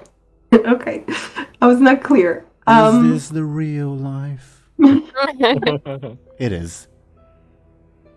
Would Anghel be? Are they eating? What are they doing? What is Anghel doing? I don't know. The chicken would only speak when Illona is waking up, so whatever happened before Illona woke up. I don't know if he would be paying attention. Are they close to each other? Like this is. I guess the easiest way to determine, I guess, would be to have you guys roll me carefuls. Okay. Anghel and Muninn. Yeah. Muninn would notice. Anghel, you would also notice that that Illona is talking to a chicken and it is talking back. So like the last thing we So thought- Muninn only hears that Illona is talking? Well, Muninn also hears that someone's talking to Illona. It's just that Anghel sees that it's a chicken. Right. Okay. Muninn would ask, like, who is that? Did someone enter the camp? Like, they would be a little bit confused because it was just conversation, and like, you know. Anghel would raise his arm and just kind of point at the chicken and hope that when I don't notice this, I don't know. The chicken would look at Muninn and say, "Oh, Cassius is very, very disappointed in you too. Such a disappointed group." Illona will jerk up at that and be like, "Wait, I'm not dreaming. What?" The chicken cocks its head at you. No pun intended. I mean, looks at Muninn. You forsook Cassius's gift to mankind. Pretty stupid. Well, Muninn looked to Anghel and Illona and being like, "We can all see this, can't we?" Just to be clear. I think Anghel's still pointing at it because he doesn't know what else to do. Okay. He's kind of shocked. Yeah, I think it's safe to say we're all seeing it. Okay, well, I mean, and then Muninn would like ask the chicken, like, what did we forsake then? Or You stupid as well as ignorant? Orb, you moron. Oh shit! Like Muninn would Muninn would look to everyone and say, "Oh shit," like that, like kind of under their breath. Well, anyway, I'm not here on behalf of Cassius. Looks at Illona. I'm here on behalf of our mistress.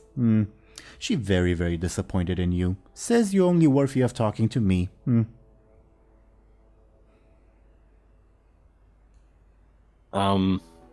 He says it. Well, it says that to Illona. Yeah. Can you repeat that again? Because my brain just went. Stupid group, stupid people. Mistress says you not worthy of talking to her. So, in future, you want to talk to her, you want to offer sacrifice, do it through me. Alright, yeah, okay, I get it. Do we know? Muninn would ask, like, which. I feel like Muninn doesn't know which, unless it's a Cassius that the chicken is talking about. The chicken said a mistress, a Cassius is not female. Right. Okay. Muninn would look to Illona because, like, it looks as if Illona knows what the chicken is talking about, maybe, and ask, like, "Do you know what this thing is talking about?" I'm assuming Nictelios. Remember, she talked to you as well one time. Yes, Oh. bless her holy name. Yes. I guess that answers that question. Like Muninn would say, like after hearing. like, I the chicken wonder say that. what exactly. It's because of the orb that she's disappointed as well. If Anghel, do you want to say that like in sign, Yeah, I don't and think. then I could ask the chicken? Ooh, funny gestures. Okay. If Anghel like sort of successfully like signed it, Muninn would like ask the question for Anghel. What was the question? If Nictelios is also disappointed because of the orb, or is Yeah. it something else? Oh, no. She not really care about that. Bless her holy name. Okay. So She just disappointed in you. Looks at Illona. You really don't know what it is to have favor of a god, do you? Silly. Illona like That's okay. shrugs, kind of like whatever. do you know what Muninn would ask Illona again, do you know what this thing is talking about? What's happened? I don't really know. Neither do I really care right now. It's too early. I love the attitude. Ooh. So, I could spill her secrets. What can you bribe me with to not spill your secrets? Spill what you want. That no fun. No fun if you don't care. Looks at Muninn. What you bribe me to tell you about her secrets? Or you? Looks at Anghel. Yeah, Anghel is a little interested in that, but I mean, he's a little, I don't know, he's curious for sure, but he's also kind of apprehensive. Like, as you're conversing with the chicken, I think Illona would just like grab some food if it's left. She doesn't like care anymore. Really, she doesn't seem to care at all, so Anghel would do something, I feel. If you get up and like walk away from it, Illona, it will say, hey, treat me nice, or mistress not listen. I interject on behalf of mistress, or well, on behalf of you for mistress. Annoying chicken, oh my god. Illona would like throw a tiny little piece of food for it, like here you go. It chows it down eagerly. Nice, we have a pet now. yeah. So, can Anghel carve a chicken? Yeah. A little chicken? Oh, So wait, no. cute. As in a wooden chicken? Yes. Okay, I thought you meant like carve this chick, like we roast it or something. That's also a possibility, but first got a Anghel shit wants haircut. the secrets. Yeah. Okay. Are you using your stunt, or is this just like a normal Anghel carves wood? I think I would use my stunt, because honestly, I don't know what a chicken would do with a chicken, but yeah. Okay. Anghel, like, even before Illona reaches the fire with cartoonish speed, Anghel carves a magnificent sculpture of the chicken. Do you make it to look like a generic chicken, or do you make it to look like this one? This one, but in miniature, like really small. Sure. And it looks and says, "Ooh, who is that handsome fellow?" Me like. Are you sarcastic? Me like. It flutters its wings. Okay.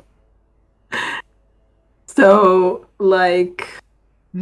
It hops over to you, Anghel. Give. Anghel kind of hides it behind his back, to show that he wants these secrets first. Meanie. Okay. Secrets. What do you want to know? Her past? What she did recently? Illona like would interject like, you can just ask me. You don't need the chicken for that.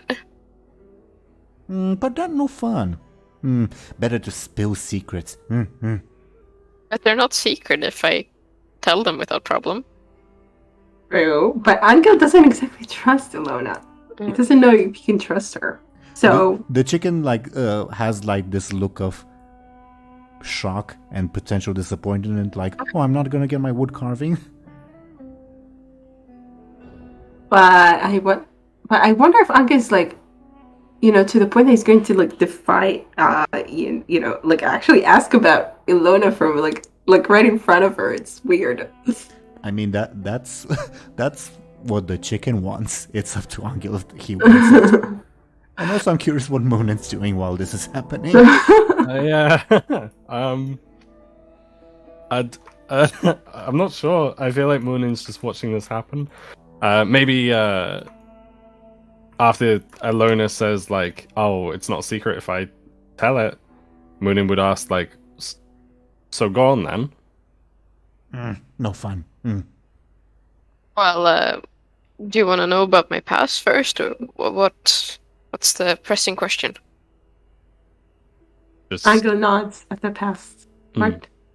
The chicken, disappointed, nuzzles up fairly close to Illona. And like stares at her like unblinking. So the reason I'm on the run is that I killed a person who hurt my friend, and he was very high up, and I got sentenced to not so nice punishments for that. So now there's a bounty on my head. Sacrilege against gods. Yes, yes. Very, very bad. Bounty of hundreds of gold. Yes. Sacrilege against gods? What? How does that relate to the story? Unless I missed something. Feel free to ask the chicken, I guess. Or speculate, but it would be... Okay. I guess Muninn could speculate with his clever. They're clever, my bad. Sorry if I interrupted you, Show&Tell. No, sorry that I interrupted you. I was just like thinking, I mean, Anghel, like, I just wonder how Anghel can convey this, though, to the chicken. Like, he kind of wants to, you know, corroborate what she's saying, or to see if the chicken is... No, she did say... sorry, I don't know. The chicken is a girl. No, has a... It described itself as handsome. That's the only slightly gendered comment it made. Sorry to interrupt. Deli, I will message you in private on Discord. Feel free to, like, discuss that information or not, okay? Okay, that sounds good. Like, basically, Muninn figures it out? Muninn gets a clue. Okay. Okay, cool. No, I'm just thinking that in the picture it has a... How do you call it? No, actually... is it only the roosters that have it? I'm not sure. Never mind. Okay. What did I want to say? I don't remember. Oh, that the chicken did say yes about the story. So it's probably the same story.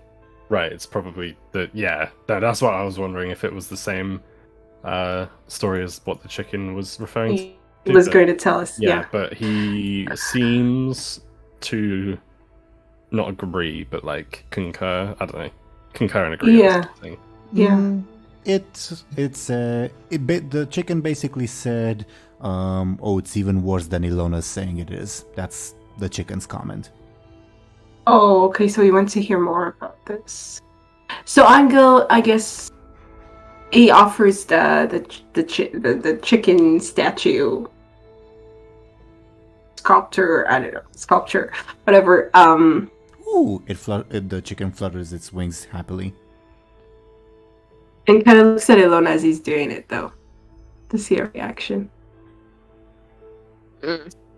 Illona's like, not really a disappointed look, but just like, whatever, okay. Yikes. Okay. So yeah. The chicken like eagerly flaps its wing and then says, "You'd make a much better supplicant to my mistress. Blessed be her holy name." Anghel rolls his eyes very pointedly. He's had it with gods. Thank you. I think he's more interested in cows than wood, though. Still very pretty wood, very pretty. me like. Okay. So Anghel doesn't exactly let it go yet. Like, it doesn't exactly. Please.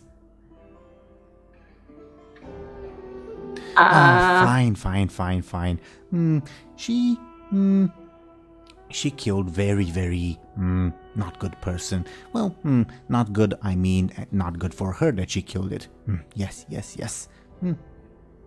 It's very high up person. Very high up.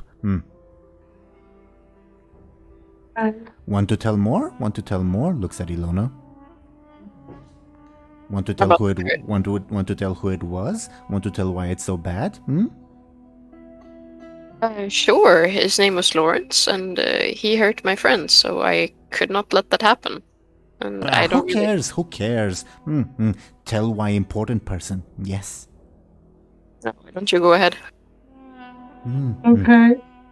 It not just nobleman. It member of royalty. Yes. From big kingdom. Not just. Tivia. Yeah, too. Yeah. Yes, whatever you call it. Big, powerful state. Wants to see Illona dead. Yes. Okay. What about the sacrilege? Something. What did it say? That it's sacrilegious that that person was dead. Right. What? Why?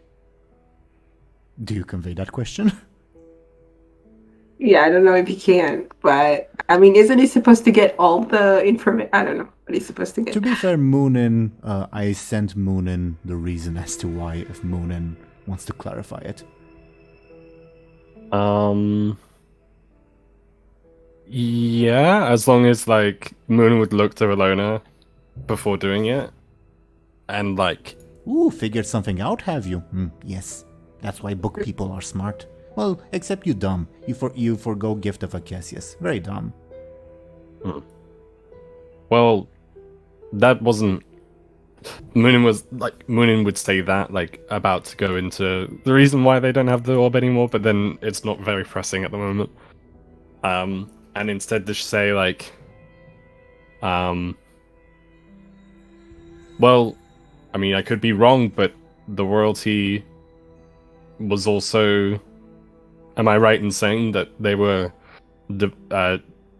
ordained by divine power? Not as directly as you say. More like to be a member of royalty sort of implies that you have a divine mandate to rule. So to kill a member of royalty is also an act of treason. Well, not treason, but rather like it's also as if you're acting against divine will, not just against an important person. Yeah, And so is killing an ogre. Illona would like add at that. So he's killing what? An ogre. Yeah, okay, fair enough. Yes. Now you understand why Tivia's so angry at her. Same reason why Rimlen angry at you. Okay. I'm just wondering. Like, do we know? I mean, they obviously the chicken hasn't said what god. I mean, like, we know what divine god it was or something. Like, is it part of the old gods? Probably not. You can come to a conclusion that probably not. Okay. Illona doesn't even know that either. What kind of god it is? Yeah. Okay. Okay. Interesting. I think Anghel is interested in what actually happened to her friend. But it seems like the chicken isn't. So maybe, like, and Illona is willing to talk. Well, the chicken is, you can clearly tell that the chicken is interested in painting Illona as a villain. Okay, so Anghel just, lets it have the... Yes, thank you. Please make more in future. Yes? Have more secrets to share. I love this chicken. Anghel's like, whatever, giving it a look. And then he turns to Illona. So now we're asking questions, are we? Yes. How it feel to have friends talk behind your back, right in front of you? How it feel? Oh my god, on a night chicken. I'm just like, I'm going to, I don't know. Like making some motions of like, it's like, when you kind of... quickly picks up its wooden carving and takes a few steps back. Okay. I don't know if Anghel is exactly apologetic at this point. Like, he wants to hear the whole story. Like, Illona's side of it. Yeah. Do you like So to sign it, or what? do you sign it to Illona? Like, Yeah, I guess. Like, Okay. sort of. I don't know how much of the language Illona knows. I think we talked about this, but I don't remember. I think you know a basic amount enough to like sign something to likes of tell me more. Yeah, or something. Okay. Makes sense. Illona would say like she had a friend back in Tivia, and she got married away to this person, and he treated her really badly and like beat her and stuff, and she didn't want to like stand for that, so she killed him. And then, like, went on the run. Oh, the friend was married off. Yeah. Yeah, okay, for some reason I thought the friend was male, so I was confused. Okay. Okay, wow. So this Lawrence beat her, but she's not dead.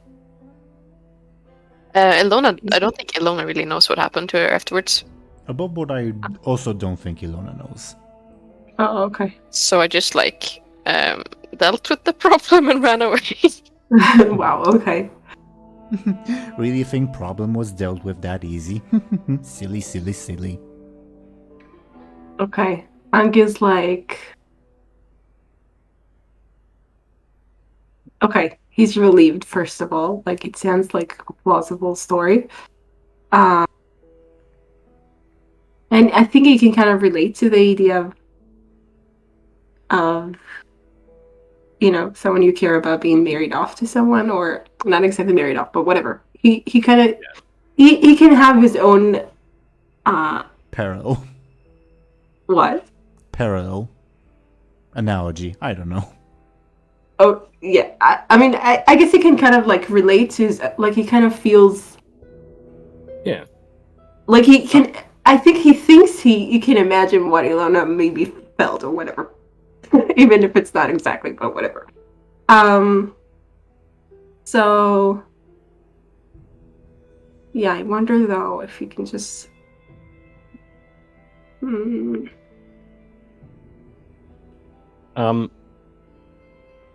I feel like as this is going on, so Muninn doesn't really think what Illona did is necessarily very bad.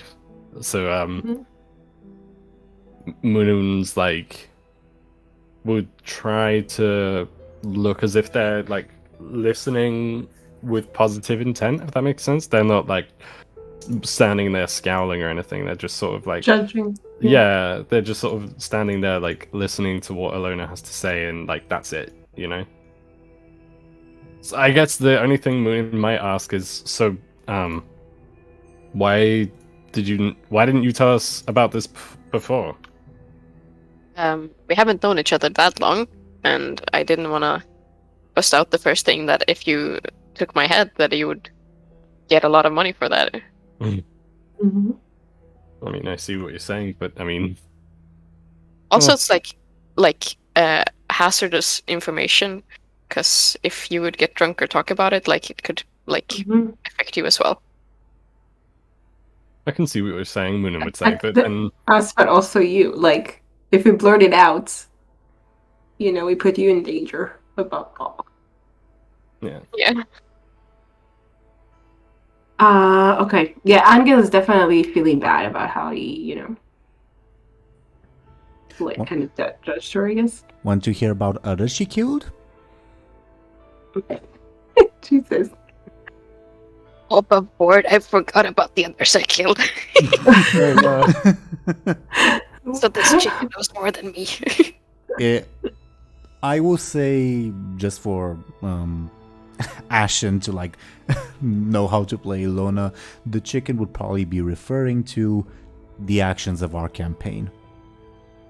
Oh, to the things we know already then. Well, or maybe we don't know. No, you don't. Like, you don't know, for instance, that Illona is indirectly responsible for Miron's death. You don't know, that she's responsible partly for like the plague, etc., etc. Oh, okay. Really? Yeah, the first I think... cow herd I made, sorta, right? Yeah. Yeah. Yeah. Okay, but I think at this point Anghel is kind of annoyed at the chicken more than he's annoyed at Illona, so he's like, whatever. Fair enough. I really love how like, Anghel's annoyment just shifts. Illona chicken. Well, it's good to have, priorities in life, I guess. Whatever. I was trying to think how if Anghel would apologize. I feel like Muninn would, not to like, while Anghel is like thinking, Muninn would say, well, I mean, you have one. You have a you have a word on one thing. We're not gonna turn you in for the reward. I mean, we're kind of set for cash as it is. Illona would smile and be like, I appreciate that. Thanks. Yeah, Anghel, he doesn't contradict that. So. Ashen, Illona, may I offer you a compel? I'm willing to hear it, yeah. Yeah, and obviously you can refuse if you don't like it, but I'd like to offer a compel on your bounty on your head. Namely that, yeah, Muninn and somewhat Anghel offered assurances that, oh yeah, we're not going to turn you in, but you're still not 100% sure about that. Yeah, I think, yes, I take that, because I think Illona, as it was, still, the possibility is always there. Mm-hmm. Here's your shiny new fate point. Thank you. So what does that mean? Just that she doesn't actually trust, not all the way? Yeah, obviously Okay. Illona and Ashen can say sort of whatever they like. It's just that the compel is in their mind. Okay, they say that, but I'm not sure if they mean that. Mm-hmm. Okay. I think Illona would think doing the wrong or right circumstances, they would still do it. That's Right. fair. That's fair. In terms of the compel applying or not, it is fair. Yeah, that makes sense. Okay. Well, so I mean, Moon would look to the chicken and ask. So I mean, this has probably been established, but then Muninn is going to ask again. So I mean, are you going to be sticking around? Because I haven't had a roast chicken in a good while. It balks back and jumps back. Know it, emissary of goddess. Bring her wrath down upon you. Bless her holy name. Muninn would chuckle. Illona too. Well, can stick around. Can just appear when needed. Up to you. Looks at Illona. We both serve our mistress. Blessed be her holy name. Yeah. But, Can I just call you when you come when I want that? But could, of course, could. You're right. Your choice. Did it tell us its name? Nope. Okay. Could, of course. You're right. Your choice. But if you don't give me gifts and treat me right, maybe I don't interject as well as I could. Uh-huh. It struts itself like a little chicken. I kind of want Anghel to throw a stone at it as it struts. Awesome. You have my blessing to do that. It's like bullying. But whatever. I guess Anghel does it Can you because give he's really fed up. Can you give me either careful, forceful, or quick? Or school. Oh, it did. Okay. It it dodges easily but says, "Ack, dumb human. You good wood carver, but not good at treating emissary of gods. I tell mistress on you, blessed be her holy name. I tell mistress on you, and I'm actually not sure what she do. Maybe she let you alive. Maybe you agent of chaos. Don't know. Mistress like that sometimes. Blessed be her holy name." Okay. Anghel couldn't care less, so whatever. He has one god on his whatever on his bad side Bad already. side. So having two doesn't make a difference. Well, maybe it does, but yeah, he doesn't care. Thank you for wood carving, though.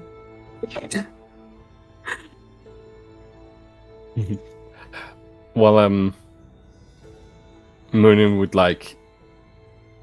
do this thing Muninn would if they're sitting, they would put their hands up, slap their knees a little bit, or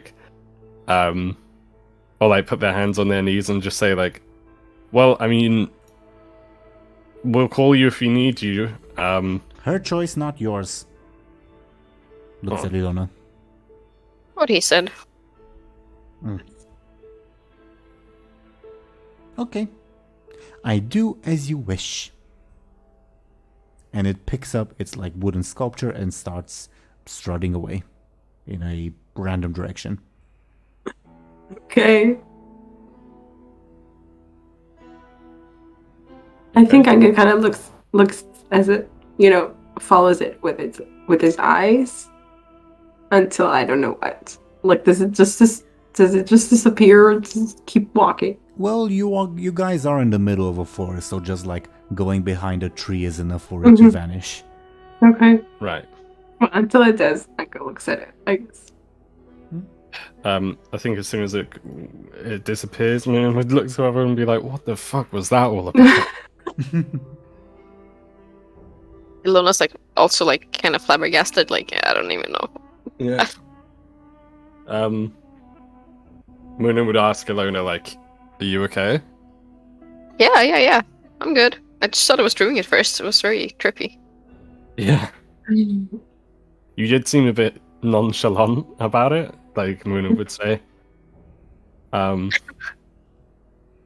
I mean, we have a magical chicken on our side now, so What that's don't something. we have? Yeah. The Wrath of the God, a magical chicken, Well, ogres. Muninn would say, "Well, I don't have one of my fingers." Oh no. But like, sort of chuckle a little bit. Illona would still be like a bit like, oh no, the Yeah. mood was brought down. Muninn would probably notice that and say, "Oh, well, anyway,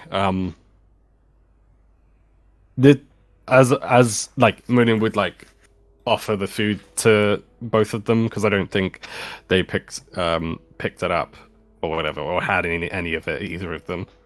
I think during like the entire conversation with the chicken, I like imagine Illona nonchalantly just eating. Yeah. Honestly, I was imagining that too, but obviously up to you if you were. Yeah, I kind of felt that because she walked away in the middle at the beginning. To eat. Well, either way, if Anghel hasn't eaten, then Muninn would offer food to Anghel. But I mean, if Anghel has or is, then I don't know what Muninn would do. Maybe they would.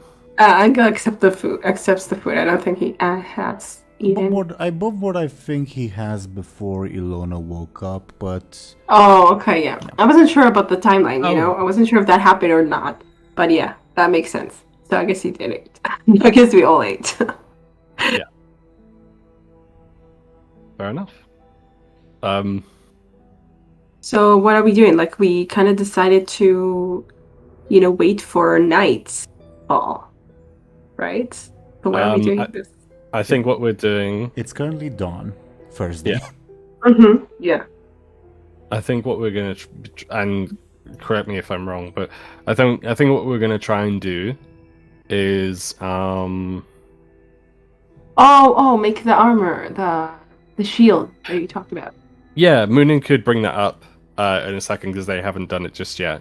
But my idea of what's gonna happen today is we'll try and track the basilisk, but we won't actually fight it until nighttime. And that is if we even find it before nighttime anyway. I don't know I'm if that sounds thinking. good. Yeah, that sounds. I mean, I think. What else could we do? But we could also prepare. Besides the shields that we talked about, like what kind of can Muninn like? I mean, I assume Muninn knows the story or something the best. I don't know. Which isn't much. To think up like what kind of weapon would work best against this thing, Because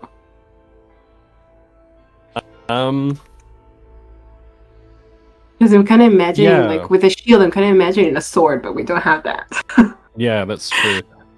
I guess like so Muninn would. This is relevant, trust me. Muninn would like mention their idea to everyone. Right. Like as an in character, they would say, "Oh, by the way, I had this idea like last night that we should make a shield." Mm-hmm. And then they would continue to say, "Well, every good shield needs a good sword. I feel like maybe if we're gonna fight this thing, we're gonna have to make or find something a little bit bigger than what we have," and then sort of like alluding to, I mean, Munin's only got a dagger. I don't know about everyone else. I mean, Anghel had a slingshot, but I'm not sure if it was on his person. But maybe it Illona was. still has like 2 daggers. Maybe it was. But yeah, I don't think that a slingshot is going to do much. Especially not at night. So. I mean, you could like shoot at its eyes. Sort of useful. What? To do what? Like, shoot slingshots at his eyes so you can't see. Yeah, true. I was thinking that, but the question is, would Anghel be able to see? You know, and like otherwise, if it doesn't actually aim right, it would kind of let the basilisk know where he is. You know.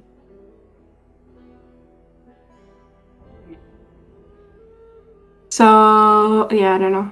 Like I'm thinking, he can make like we talked about making a bat or whatever. Making a what? Sorry. A bat, a club. I don't know. So. Oh, To yeah. be fair, a club is probably like the easiest weapon to make. Just pick up a big enough tree branch.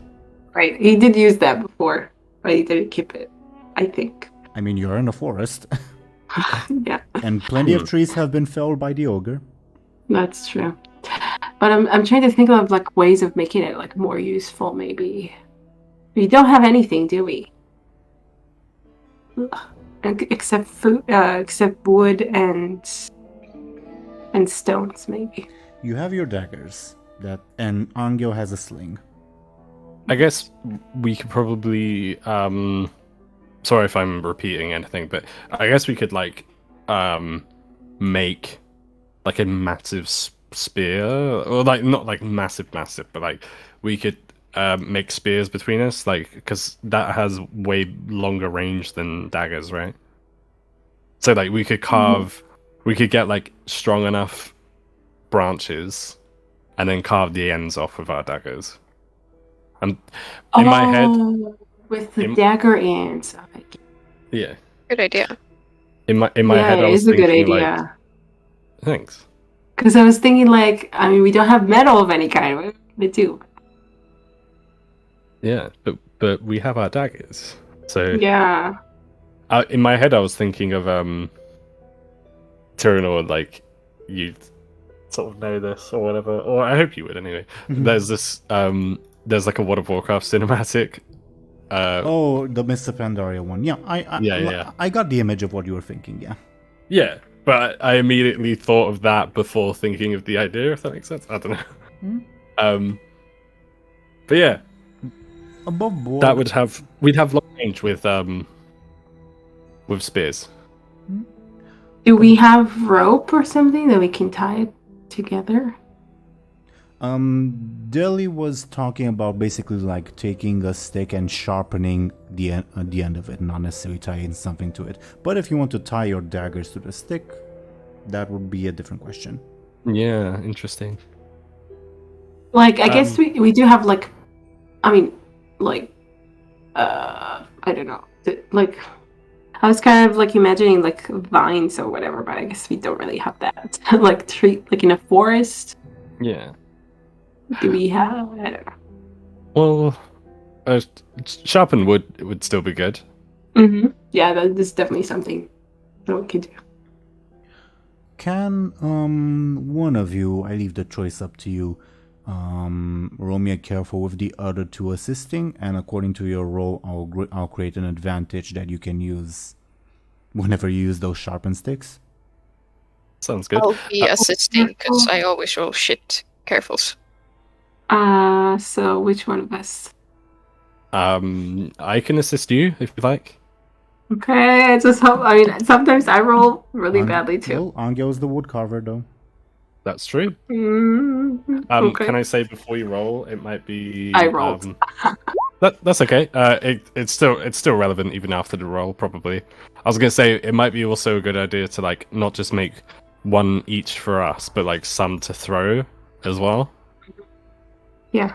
So yeah, but yeah, that's not terrible. That's not a bad roll. Yeah, it's the most average it could be. Yeah.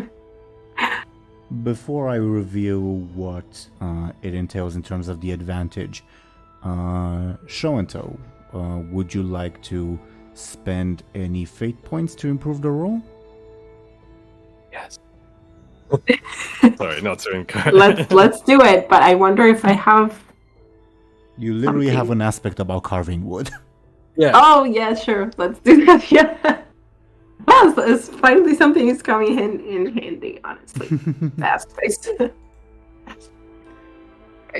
You're using it to improve your roll or to reroll? Thing to improve. What do you think?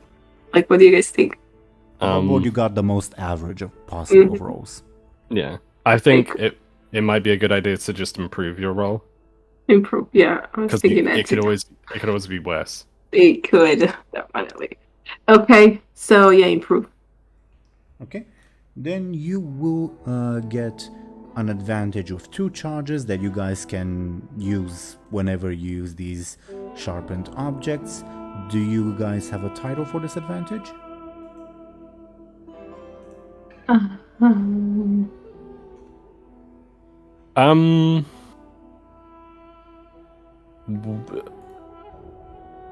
Wood, maybe just woodcarver. What do people think? Well, it's more related to the objects, not to Anghel's quality of being a woodcarver. Right. How do you say when you like shish kebab? I didn't say that. Yeah, basilisk kebab. Cure. Well, yeah. Let's Like go it. with that. I hope I spelled kebab right. It's kebab with a K. And Yeah, I got the key part right. I'm just not sure if there's B's or P's involved. Oh yeah, B. it is. BBB. Yeah. You guys get 2 charges on this advantage that you can use whenever you use these wooden objects. Above board, just a quick question. Is your guys' intention to continue on the trail of the basilisk? Yeah. Yeah, I think so. Okay. I'm just asking because I'd like to end the session by sort of revealing the next map over on your journey. So would you guys be willing to wait until, to continue playing rather, until we get to that point, which will be on your path of either trailing the basilisk or failing that, going somewhere else? Does my question make sense? I think so. I mean, Do we want to continue, basically? Is that what you're asking? More or less. Continue up to the point where you would reach the next map over, whether that be while you're searching for the basilisk, or if you fail in your search, just continuing your journey. Right, okay, I see. Okay. Yeah, I'm fine with it. Yeah, I think I'm okay with that. Ashen? Yeah. Okay. So, do you guys continue on the trail of the basilisk? Well, you haven't arrived to where the basilisk was supposed to be at. I mean, like, how long did it take us to prepare this? Maybe like an hour. Really? The shields and the everything? Okay. Oh, I forgot about the shields. Yeah, I forgot about that too, actually. For the shield, can I get a different careful roll with you guys assisting one specific person? Yeah, I feel like maybe Anghel, because you're the woodcarver, that would make sense to do yours again, because you could use the same, I assume you could use the same advantage as well. She could. Yeah. Okay. Let's do it. Ooh, yay! Mm-hmm. And then and +2 with another. Okay. Great. Duly noted. It is sufficient for 2 charges. So it didn't make a difference? No, I mean it is sufficient with the with your aspect. Right. Yeah. Oh, only with it. Okay. Because we have like it's a 6 and then it's 2. Well, you said you were invoking it before I gave my verdict. Yeah. Okay. So are you invoking it? Yeah. Okay. While you're invoking it, it's sufficient to gain 2 charges. What's your advantage called for this one? The wooden, slightly reflective shields. Oh, hang on. I gotta look it up. I have an idea. If someone has another idea in the meantime, feel free to suggest it. But sorry, this is probably not worth the wait. Deku shield. I don't know that reference, but I will believe you if you say that it's funny or whatever. But I will ask you to tell me how it's spelled. Yeah, I'm not sure what you meant by that either. It's Geku. So it's Young Link's shield in Zelda. I'm referencing Zelda a lot today. Young Link has a wooden shield, and if it sets on fire, it actually destroys the shield. But we got a wooden shield, so I was like, oh yeah, let's hope that Basilisk doesn't breathe fire or anything. Well, duly noted. Is this the name of the advantage you guys are going with? I guess. Yeah, if you guys want it, unless you guys would prefer something else, then sure. Let's go with it. Yeah, I don't know. Okay. I can't think of anything. You have carved your items for the fight. Do you continue looking for the basilisk? Yeah. Yeah. Okay. You would follow the trail of destruction the ogre has left. The ogre traveled fairly close to the spot to where he thought the basilisk would be, and you reach the end of that trail. Can I get a careful from either all of you, or let's say all of you, to see if you notice signs of where it might have gone? Anghel would notice heading to the northwest, a trail of just there's a petrified squirrel, and there's a petrified snake, and they're all seemingly heading towards the northwest. Okay. Like breadcrumbs. Yeah. Petrified breadcrumbs. Okay. So we're heading northwest, kind of? If you continue following the trail, yeah. Okay. Okay.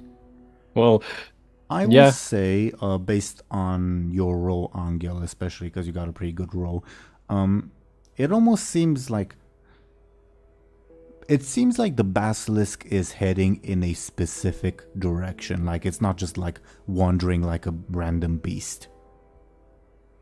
Oh, okay, interesting. It's a frighteningly straight path that it's been making with all these petrified animals. Okay. I don't think Anghel actually conveys that to the others. Either they realize it themselves, but they don't, right?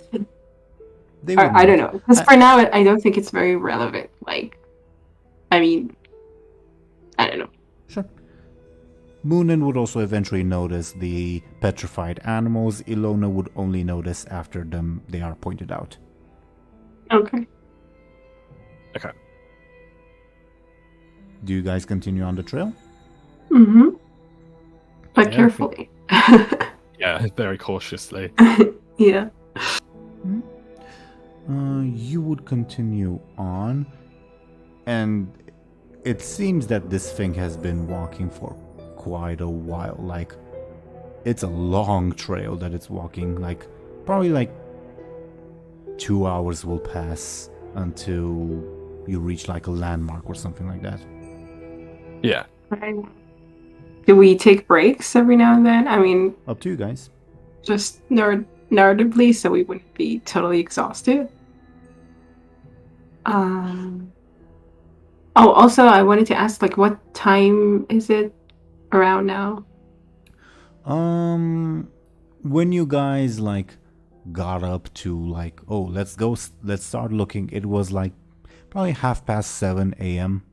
Right now it would be closer to 10 a.m.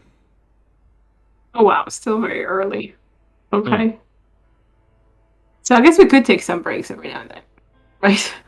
Just to kind of gather ourselves. Yeah, that's a good idea. Sure. You will proceed on, and as I mentioned, shall I put the next map over on screen? Let's do it. Yeah, hell yeah, let's do it. Okay, give me a second, please. While I do that, this one.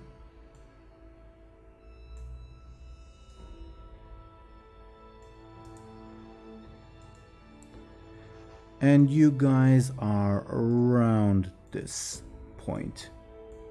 Oh, damn. Hell yeah. Sweet. Yay. The chicken New map round. unlocked. Woo! Okay. Is it a good spot to end today's session? I guess. Yeah, yeah, sounds good to me. Okay. Then thoughts on today's session? I thought it was really good. It was like I wasn't expecting a talking chicken. I suppose not completely out of the ordinary, like technically speaking, considering some of the things that we've seen, but yeah, That's true. But yeah. it was still bizarre enough. yeah, it Yeah. was still weird. Very funny and unexpected. But Yeah. Also, I love the fact that we know about Illona's past now. Like, it kind of, Yeah, forced us to kind of confront it instead of just, I don't know, having like Anghel be angsty about it and whatever for forever. Like, I didn't know where we were going with this. I kind of like that. I mean, I didn't force you. The chicken asked for stuff in return. No, yeah, I didn't mean that you forced us. It's just that it gave us the opportunity to kind of deal with it, yeah. Above board, this isn't... I would not consider this a spoiler, but the chicken is what you would call a sprite. Oh, Okay. very cool. It's just a specific regional variation of a sprite, but yeah. Yeah. Nice. But yeah, I also very much enjoyed that this was a much more character-driven session. Yeah. It was cool. Yeah. I feel like, I think it still doesn't exactly, okay, it definitely like made Anghel a lot more easy, but he was feeling like unsure of what Illona was all about. So it did kind of like kind of assuage his worry a little about that. He was still kind of pissed about the whole escaping all the time, but that's fine. He can get over it. But speaking of, because unlike the chicken, I, the DM, don't want to talk behind Illona/Ashen's back. What does, if it's so disadvantageous for you to tell us, think about the situation? I love that name too. I think it was really interesting. It's like, I don't think Illona would have talked about it if there wasn't like a situation like this, or like if Anghel would have asked. So it was really cool that it got out in this way. Like, if Anghel would have asked, I'm really curious. Would she have told him? Yeah. she said you could have just asked. Yeah, but I don't think Anghel would ever have done it because he was just like too suspicious. But You needed a chicken for that. yeah, we totally did. The therapy chicken. To be fair, Anghel did ask. The quote-unquote issue is that, like, Illona answered, and she answered honestly. It's just that, like, the chicken emphasized, oh, Illona's still hiding something, Illona's not telling the whole story, etc., etc. Yeah. Mm-hmm. Yeah. And I should mention, when I say it's a sacrilege to kill a member of royalty, this is like a magical universe, but don't take it necessarily literally.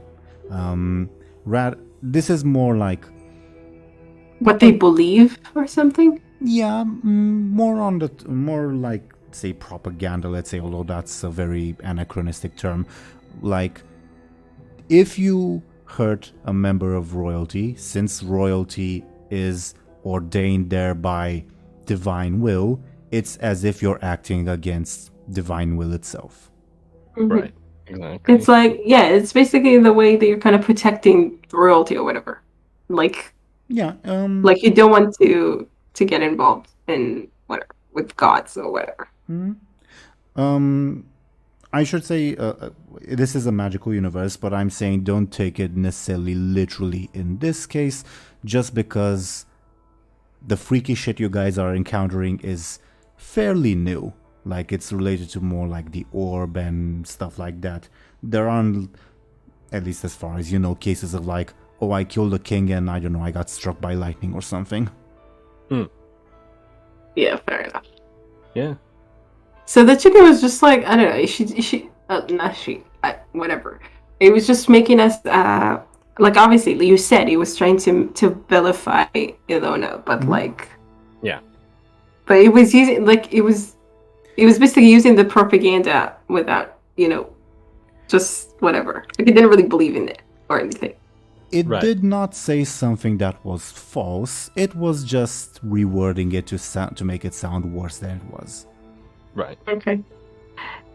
It also. It's just funny because it like, I'm sorry.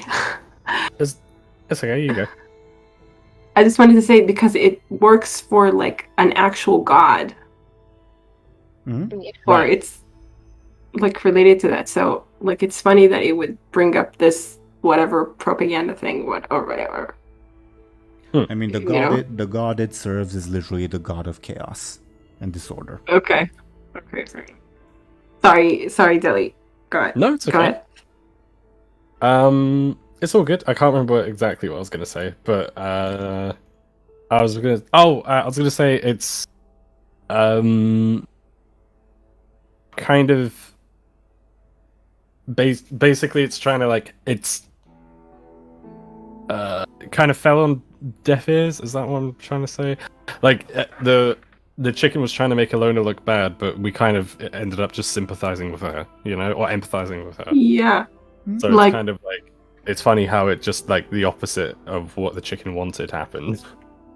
Yeah, because obviously it was using like an excuse that like it like a general excuse that maybe would work on other people, but like we don't really care about that kind of thing, Yeah, exactly. That's what I was thinking. Yeah.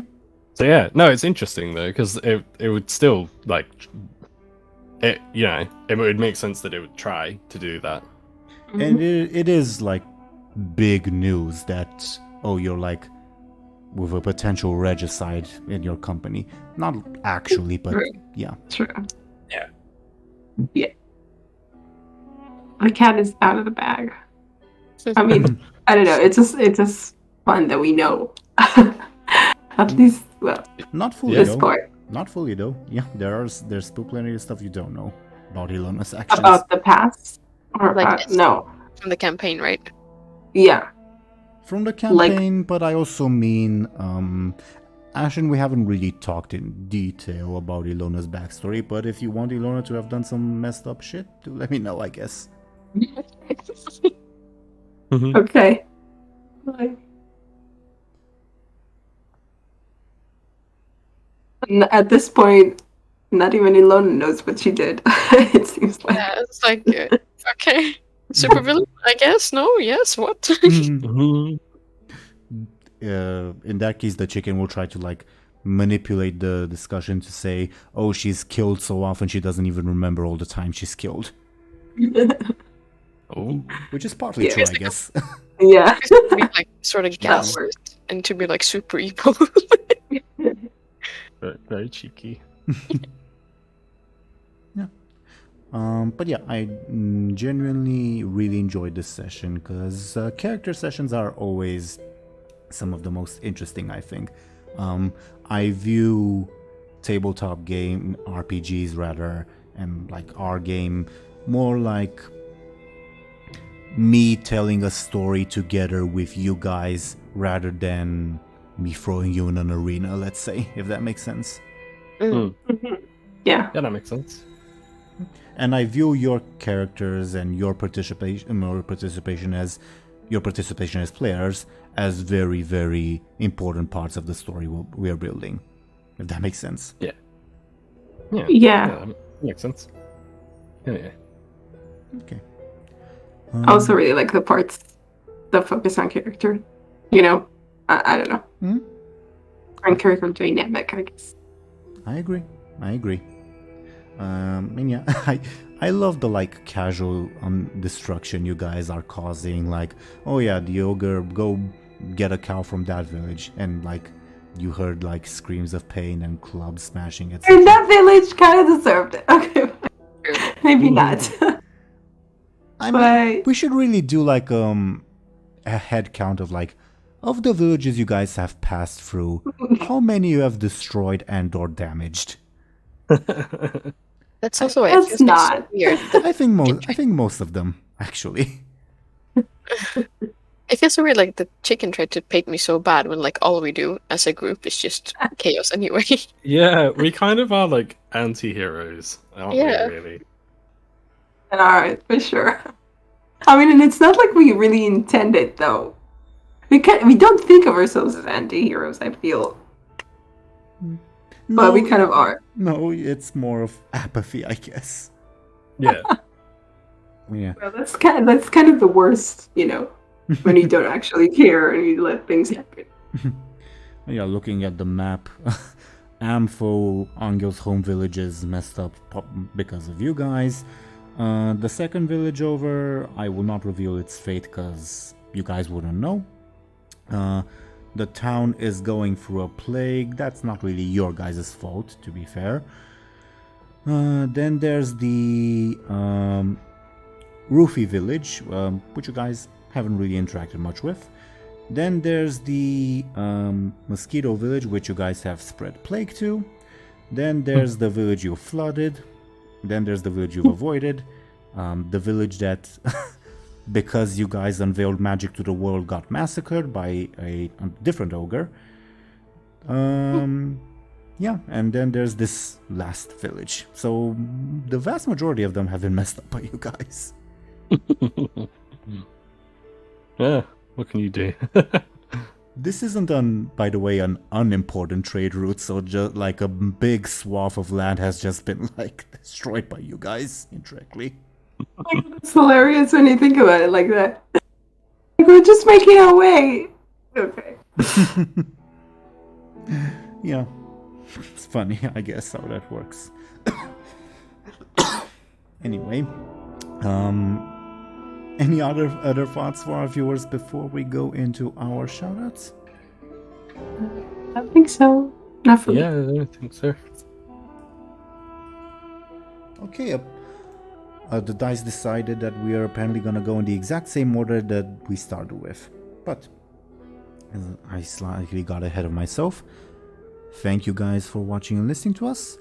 Let's see what these lovely people are up to, starting with Dely. Could you please go ahead and talk about yourself and what you are doing? By the way, this because I know you're talking about possibly doing stuff. This episode will technically air on Halloween. Oh, that's Oh, really nice. cool. Good to know. Thank you. Oh my god, it will be. It will be. Yeah. I just looked at the calendar. Cool. Well, hello everyone. Of course, I've been Deli. Outside of these sessions, I am a Goblin VTuber on Twitch. I stream variety, and recently, streams have been a little bit slow, admittedly, but I'm gonna be debuting a new model soon, which would be pretty sick. It's made by me, it's like a self-made Vroid model, and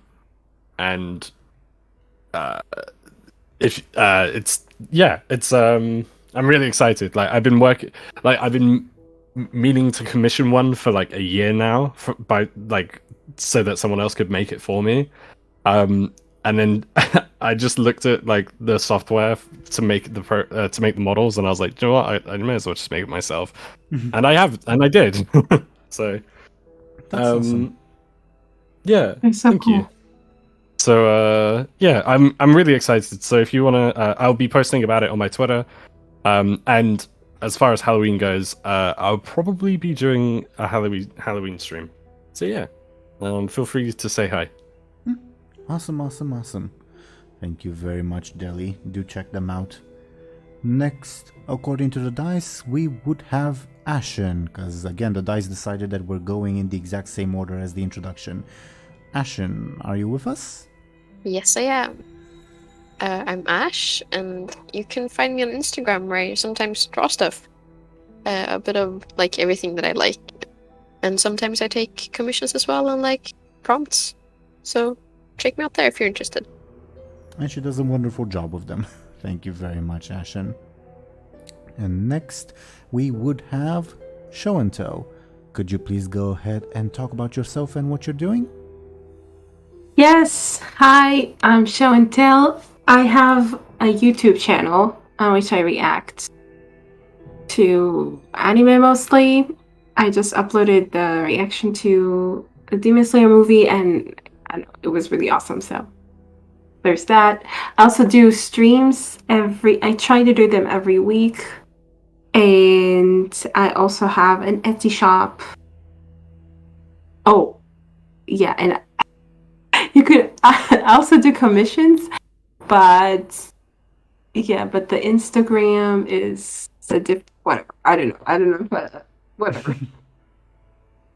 I can speak from personal experience because I have commissioned Show&Tell in the past. She does wonderful work, and I would highly recommend. And also, I've watched her content in the past, and I would highly recommend it as well. Thank you. Thank you very much, Show&Tell. And I was your Dungeon Master, Game Master Teeironor. I do this series, which is a whole lot of fun. And I also do a different series that's been going on for a longer while. We're actually going to be coming up on our 2-year anniversary of that series in November.